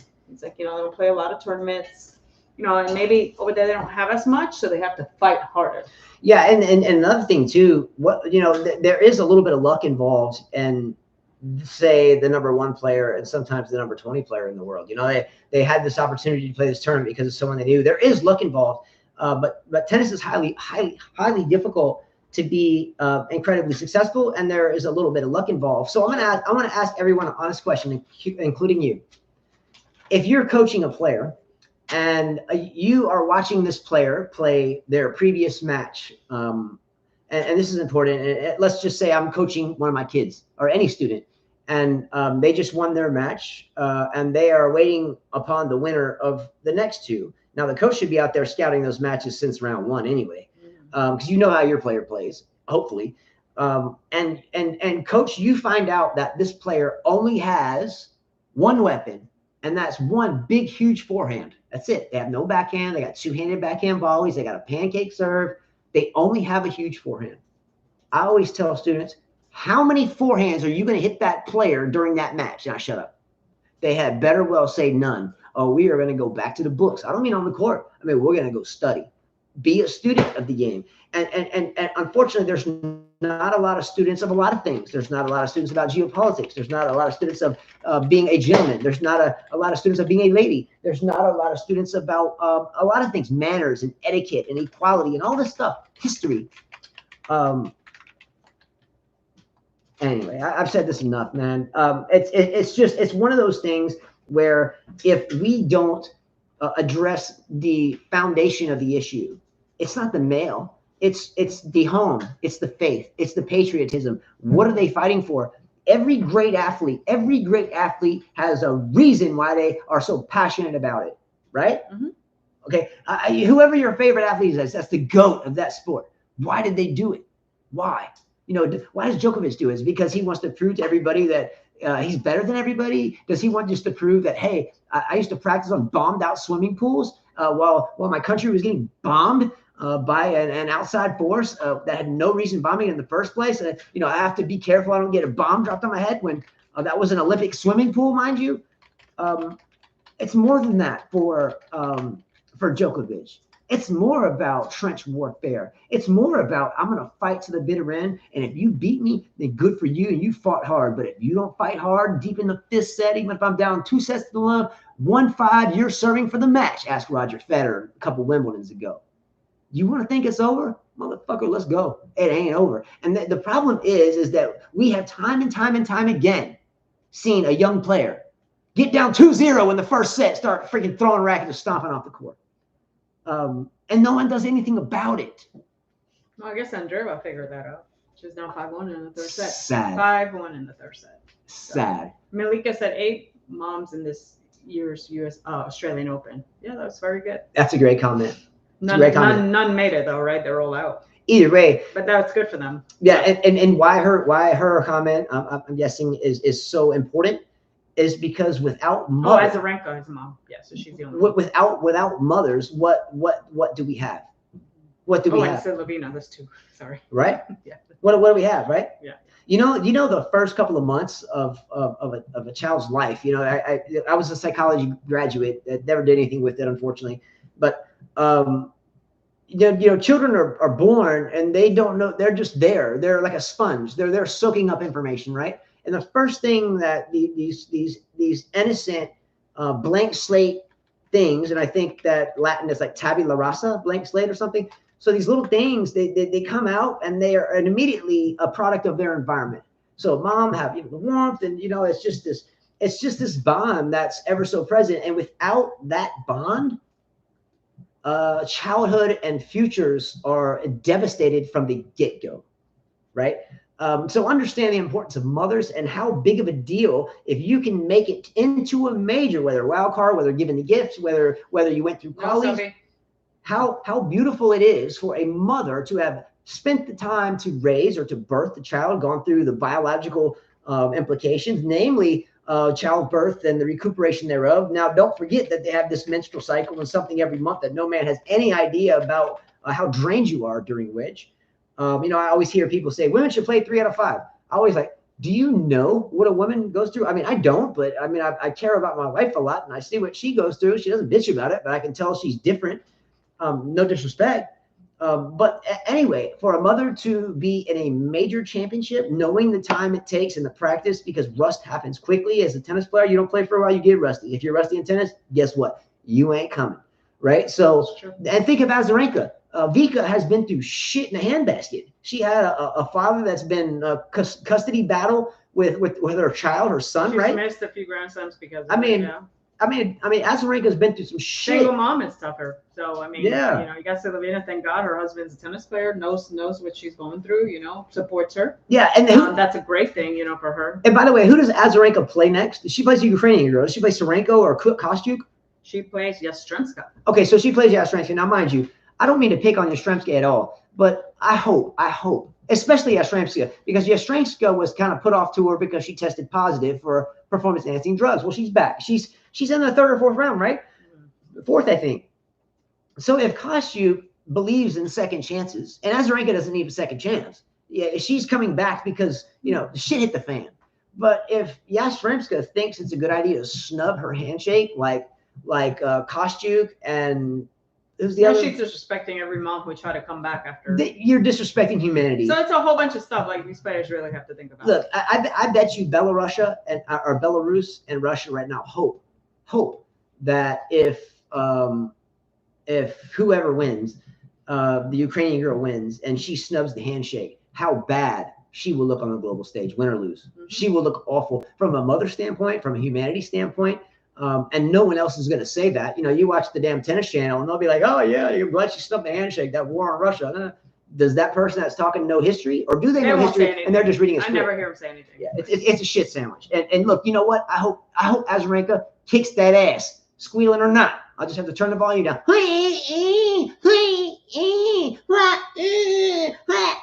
Holy shit, Azarenka, chill, girl. Volume down. Okay. Can't hear? All right, yeah, she does have a hideous squeal. Okay, Djokovic getting 25 majors is a phenomenal feat. Do you think anyone would ever eclipse 25 majors, understanding what it takes to get 10? One. You know, we said never before. I don't think we'll see it in a long time, but who knows? Life is interesting. Do you know what it would take? A lot. We thought the same thing. No, it's almost like a 1% chance, like winning the lottery, right? The only way that is if there's one player that's human and everyone else is an AI-generated supercomputer robot and wins 25 in a row. No. Yeah. All right. No, I got a whole lot more to roll with. Okay, but we'll make it quick. All right. I'm just going to put this in a nutshell, a whole page. Why is it that, and we are picking on Serbia because, not picking on, but we're using Serbia as an example because of Djokovic and his incredible Goatkovic-like accomplishments. Why does a country like Serbia, you can name others, continue to put out, and now a little tiny, economically strapped country, continue to put out top-notch tennis players, whether it's Tekmanovic, who's still in the tournament, by the way. Let's go, Mamir. Let's go. And they're on opposite sides of the draw. What? Uh-oh. Here, I know the answer to that. Why? Why did they put out players and we don't? Here's the answer to that. We got a lot of greedy coaches in the United States. There you go. That's number one. It's about the money. Number two. Whereas I think in other countries, and we still get coaches from other countries that teach here, but they're greedy about the money. I think that those coaches over there that are teaching them, sometimes they'll get students that don't even have the money to pay them, but they want to see that person from their country succeed. So they do everything in their power to make sure that they do well. You know, they're more of a family. They're more of a coach and a student that's getting paid. I think that's the problem. You know, and greediness, money, that's everything. That's why we can't create good players. Here, the good players that have the opportunity to travel around with the USTA, you know, be in that organization are those that really have the money to do it. Not in the other countries. Because if you hear the other stories, they didn't have anything. Their parents took fake, you know, let their kids go with this coach or whatever, you know. They travel, you know, I mean, I think that's what it is. Agree with you totally. We were at a seminar, and I forget, it's been a decade, 10 years or so. And it was a kind of an auditory setting, right? And someone's giving a lecture, it's a coaching thing. Anyway, but afterwards there was a discussion, and it got pretty, I'm not gonna say hilarious, but I think everybody actually, when this person, no names, was mentioning this, that I think everybody was enlightened for a moment, and I'll try to explain it. So here in the United States, again, it's known that currently there's not any great American players, and it rubs off onto there must not be any great American coaches, right? It goes hand in hand, right? So in this meeting, there was a gentleman that was from, I forget where, he was from here, from the US. He was an American that had no accent whatsoever, but by terms of how he looked, it looked like he was like Spanish or whatever, right? So imagine Carla, but she has a Spanish accent, but she learned Spanish first. But imagine Carla, but she spoke perfect English, never even learned Spanish, like a lot of people we know. Anyway, so the guy stood up and he was like, man, when I started talking like I actually had an accent and I don't, in other words, good job, you did very good, you did very good. Hey, Ryan. He said his lessons picked up tenfold. And he said, ideally, I'll admit, this guy's like 50, 55 years old. But he was talking about when he just first started. He was like, I didn't know anything. I wasn't a tennis player. I strung a couple rackets. I didn't know anything about anything. But I realized that the coaches that had people around them were people just like me, Spanish or whatever, at these clubs. But I didn't have the accent and they did. So he said, one day, I don't care what happens. I'm going to get my first lesson that I get. I'm going to be like, great job, you didn't get the accent. Great job, vamos, even though that really wasn't his natural thing, and his lessons picked up. So in the lecture, the lecture was about how shady how gullible some parents are to shady coaches. They act this way, they look the way, they dress this way, they got the international look because everybody here, it's a shit sandwich. And I'll give an example without naming names. There are many coaches in this area, many, okay, many, not just here and in this area, and maybe you could say the whole United States, but I'll speak from what I've seen with my own eyes. Ryan Mason there, we won't mention names, but Ryan Mason there in comments was at a tournament. He heard it his own self, and he told me. I wasn't even with him. So we hear this all the time. Hit all forehands. Run around your backhand. You don't need it. Hit all forehands. Okay? And hit it hard. You must win the point within 3 shots. You must win the point within 3 shots or you're going to run. And if you get to the net, oh no, don't go to the net. But if you get to the net, use 2 hands on the racket, 2-hand backhand volleys. And parents lap it up because they don't know any different. And they believe it to be true because of the accent being portrayed or the character being played by the actor. But yet, if one of our students meets one of these players, may have just started a year ago, have we ever lost? Have we ever lost to one? Ever? And usually it's a bad beating in our favor. Mm-hmm. Because the premise is the same. Anybody we work with, especially my own children, that here's before a match, that person only has a forehand, that person has no feet. You're going to be intelligent. You're going to hit every ball to their backhand. You're going to hit them drop shots. You're going to chip it and lob. You are going to piss them off, and you're going to stay calm. And if they don't do that, then we go to the court that night after the match. We go practice again. And if so, they win easily. So what I'm saying is you don't know how you're going to play until you step on the court and face the opponent that you're about to play. If I'm playing someone that's got a beast for, if I'm playing Carla, I'm always covering the line because she hits winners up the line all the fucking time. And then what I'm not going to do is give her a short ball to the forehand side because she's going to make you pay. So why in the hell would I purposely hit a ball there? Well, maybe that's the only thing I have. Maybe I can only hit a forehand and I don't know how to aim my forehand. So it just goes right up the middle of the court. That's your problem. A tennis player should be able to go out there to exploit weaknesses, find the weakness at the workout, and have the shot in your tennis toolbox. Well, going back to that, to get it to that weakness. I think Rune said, I don't hire coaches that sit. Patrick Mortalu, that just sit there, you know, even though he got beat. But he said, I don't hire. I feel like Patrick is that. I mean, I watch a lot of videos. Patrick's actually a pretty. He's good. Yeah, he's good. But I don't think he puts his heart into this. I think he puts himself into it. He puts himself into it. And that goes back to what I'm saying about U.S. tennis. He's that type of coach. You know what I mean? He's not that coach that's going to fight with you, battle through ups and downs, you know, go through those hard times. I'm telling you that a lot of these players that come from other countries, I bet you even the coach had no money. They struggle. They figure out a way. How can they eat? How can they play this tournament? How can they stay? I guarantee you, unlike here where you see the students, they got a million rackets, the best bag, the best outfit, best cars. They come out of the best cars. Why would they be hungry to win? They got it anyway. And everybody's kissing their ass. That's the problem I have with junior tennis. Like somebody will see, oh, they're right because they play a million tournaments, so their ranking's great, you know, a million tournaments every week, and people are kissing their ass. That's the problem. Where those players, nobody's kissing their ass because they're all working hard. Exactly. They're all working hard. What's up, Van Lee? I see you there. Hope you're doing well. But yeah, I mean, it's really.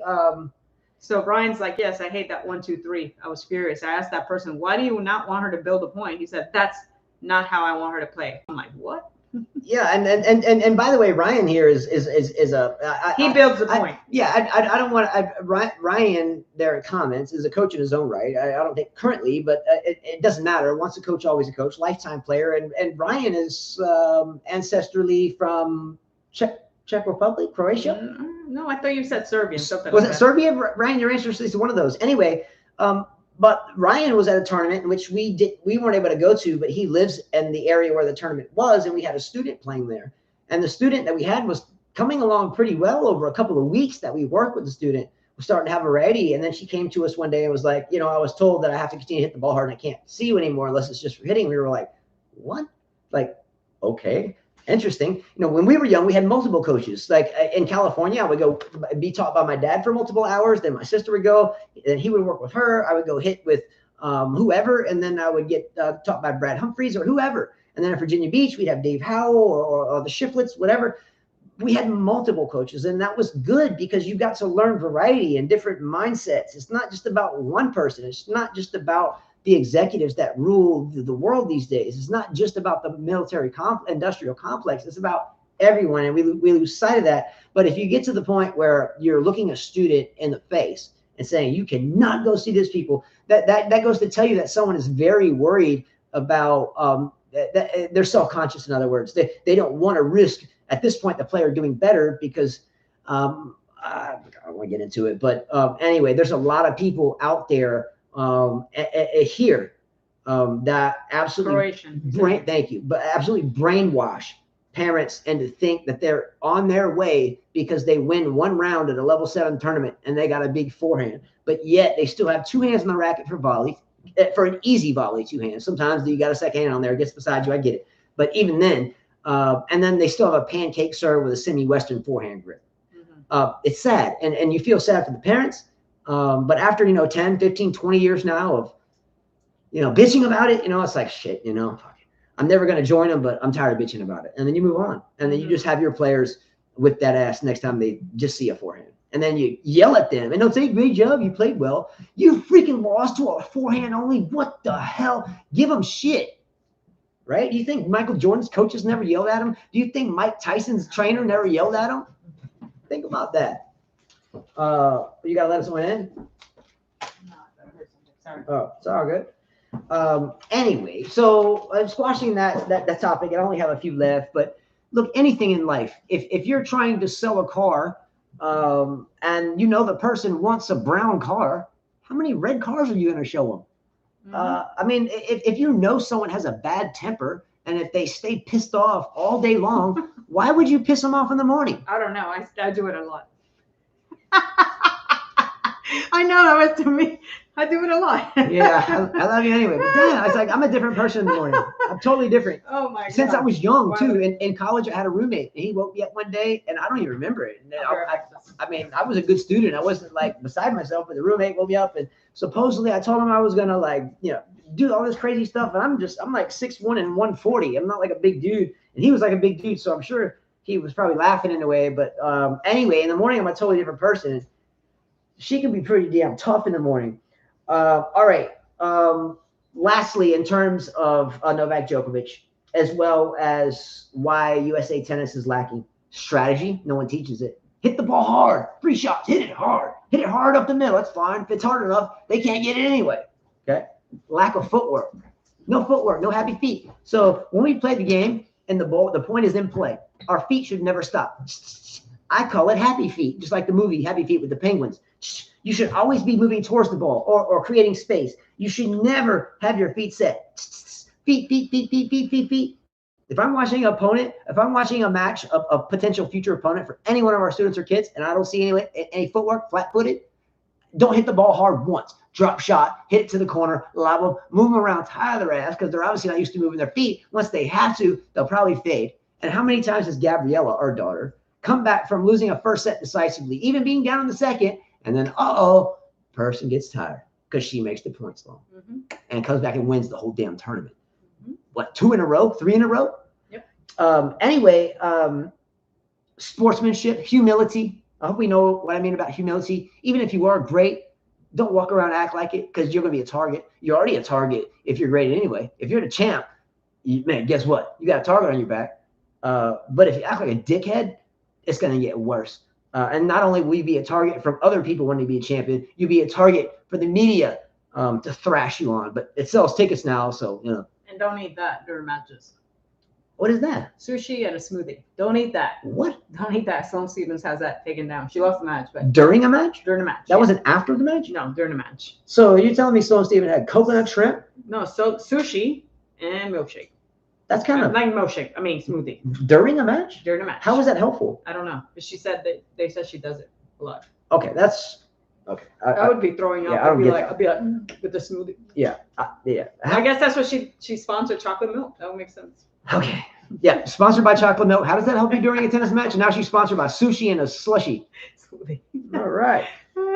2 smoothies and 2 sushi things. All right, last few topics. Favorites to win the tournament as of now, Carla, men's side. I mean, how can you go wrong with Djokovic? I mean, let's look at who's playing. Let's see. We got Djokovic against Mannarino. We got Tsitsipas against Fritz. Sissy who? Sinner I like. He's got hatching up. I think All he right, can win a fair match. Dimanoa Rublev, that's a toss-up. If Yannick Sinner thinks he's going to have the same results against Djokovic that he had in the Davis Cup, he's wrong. Then you got Arthur Kazaks, the kid who beat Rune. Okay, he's playing her catch. You got Borges from Portugal playing Medvedev, who went to a 5-set, unbelievable 3 a.m. match. And let's see who else we got. Nori versus Zebra. That one put me to sleep. And then you got Kecmanovic against Alcaraz, which we haven't heard too much about Alcaraz. There hasn't been much hype on this one. Then, Alcaraz, we watched this match last night. So I thought it was so cheesy. We turned on the tennis channel, and the match was about to come on. And I must tell you the truth. The gentleman that Alcaraz was about to play, he was a young man from China. We had never heard of him, never seen him play, never heard of him. Never had watched the match, never heard his name. Complete new right then. But what I thought was kind of kooky and kind of laughable is that the Tennis Channel analysts were talking about they knew him personally. Like, oh, they weren't calling him by his last name. Yeah, he would call him like his first name. Yeah, Joey, he can play. Yeah, we grew up together, shit. It's amazing the shit people say when they have no idea what the hell they're talking about. He got beat pretty bad. And he got beaten badly and should have. I mean, come on. But he got beat, 6-0, 6-0? 6-1.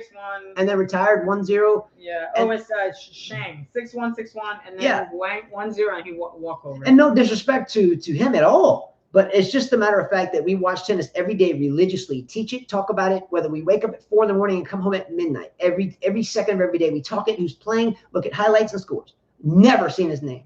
And then you can't tell me that these analysts on the Tennis Channel, they live and die for this shit. They just read the narrative. You can't tell me that these people knew this guy on a first name basis and they talk his game up so much like he had a legitimate shot. Watch out for this one. They were just saying that because that's the match they were showing and they wanted people to watch it. Correct. Education.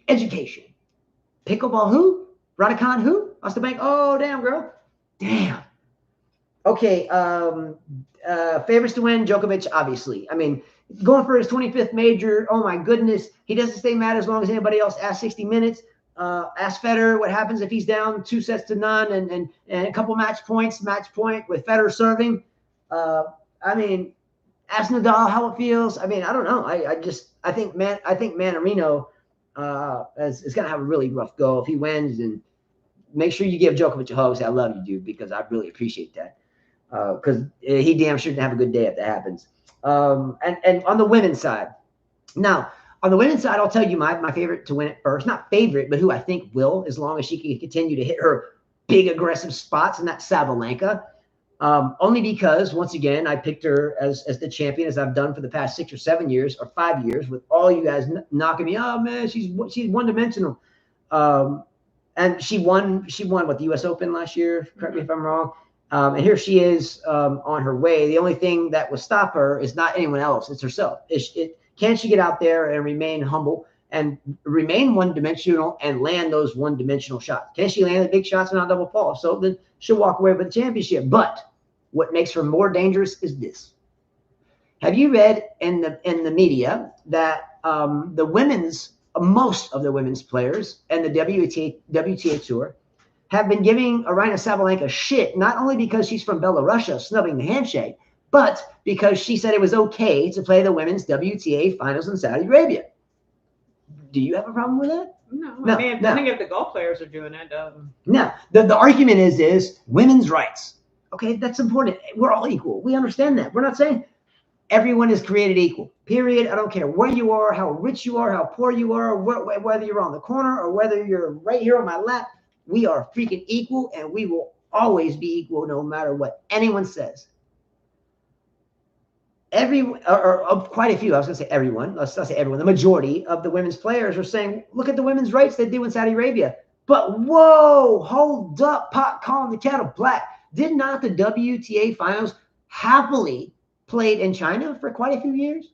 Now, Shui Peng who? Does anybody remember Shui Peng? She said something about sexual harassment to someone in the Chinese government, and she disappears. Hasn't played a match since. Now, I get she was a little bit older. Has anyone seen Shui Peng except for a coerced manifestation or a publicly drawn out for her statement?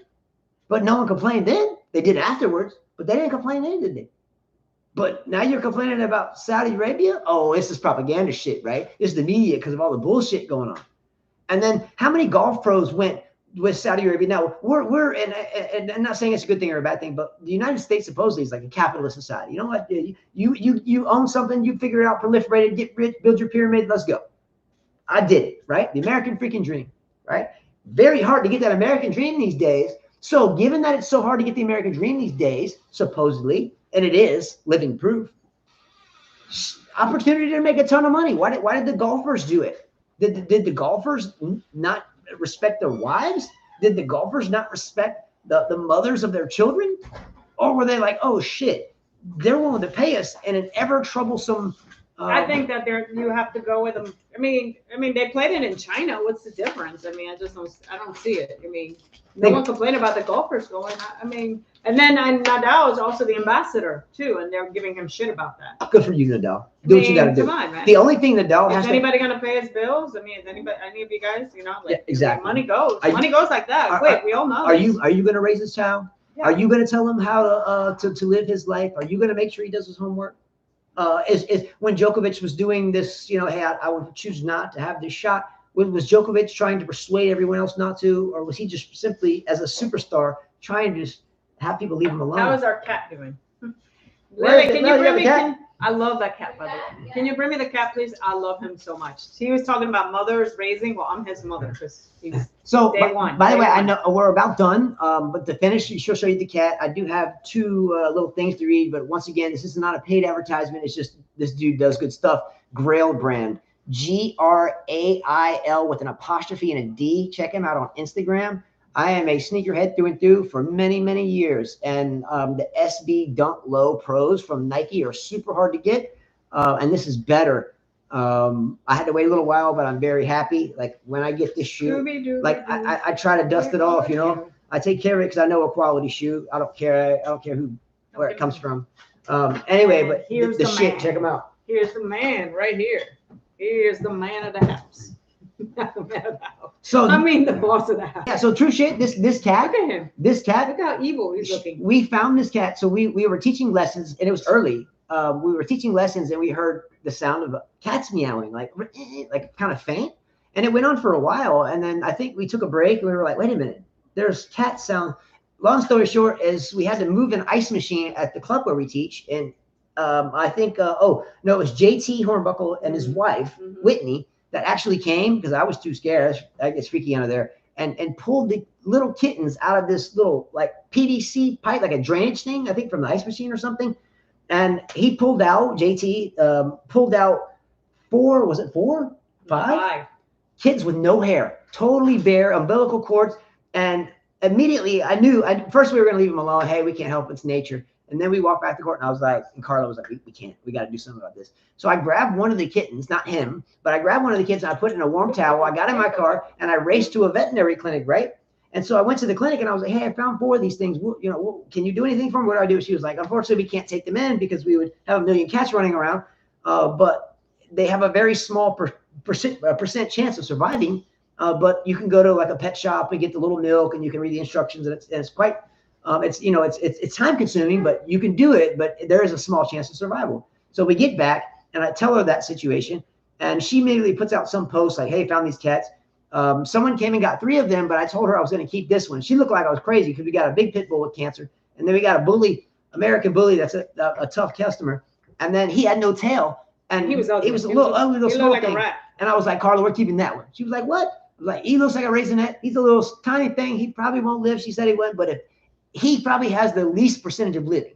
So let's take him and let's go. So we took him. We went to the pet store, got a little syringe. My dad, by the way, 86 years young, was my coach growing up. Tough customer too. There was never a day where we didn't play tennis. I don't care if it was raining, 100 degrees. We went to the damn courts, or not. There's hell to pay. Anyway, but he came and stayed up all night. And while we went home and slept, he fed it all night. We came back in the morning, continued on. Bam! Here he is. Let's go. Cougar. The man. All right. Last thing, as always, I'm going to read. Please out. I'm going to read 2 of these. This is a book my father wrote, my mother and my father, and each page is an observation about life and the context of a lizard. So they're very short. So I'm just going to open it up randomly. Boom. Okay, you ready for this? All right, ready?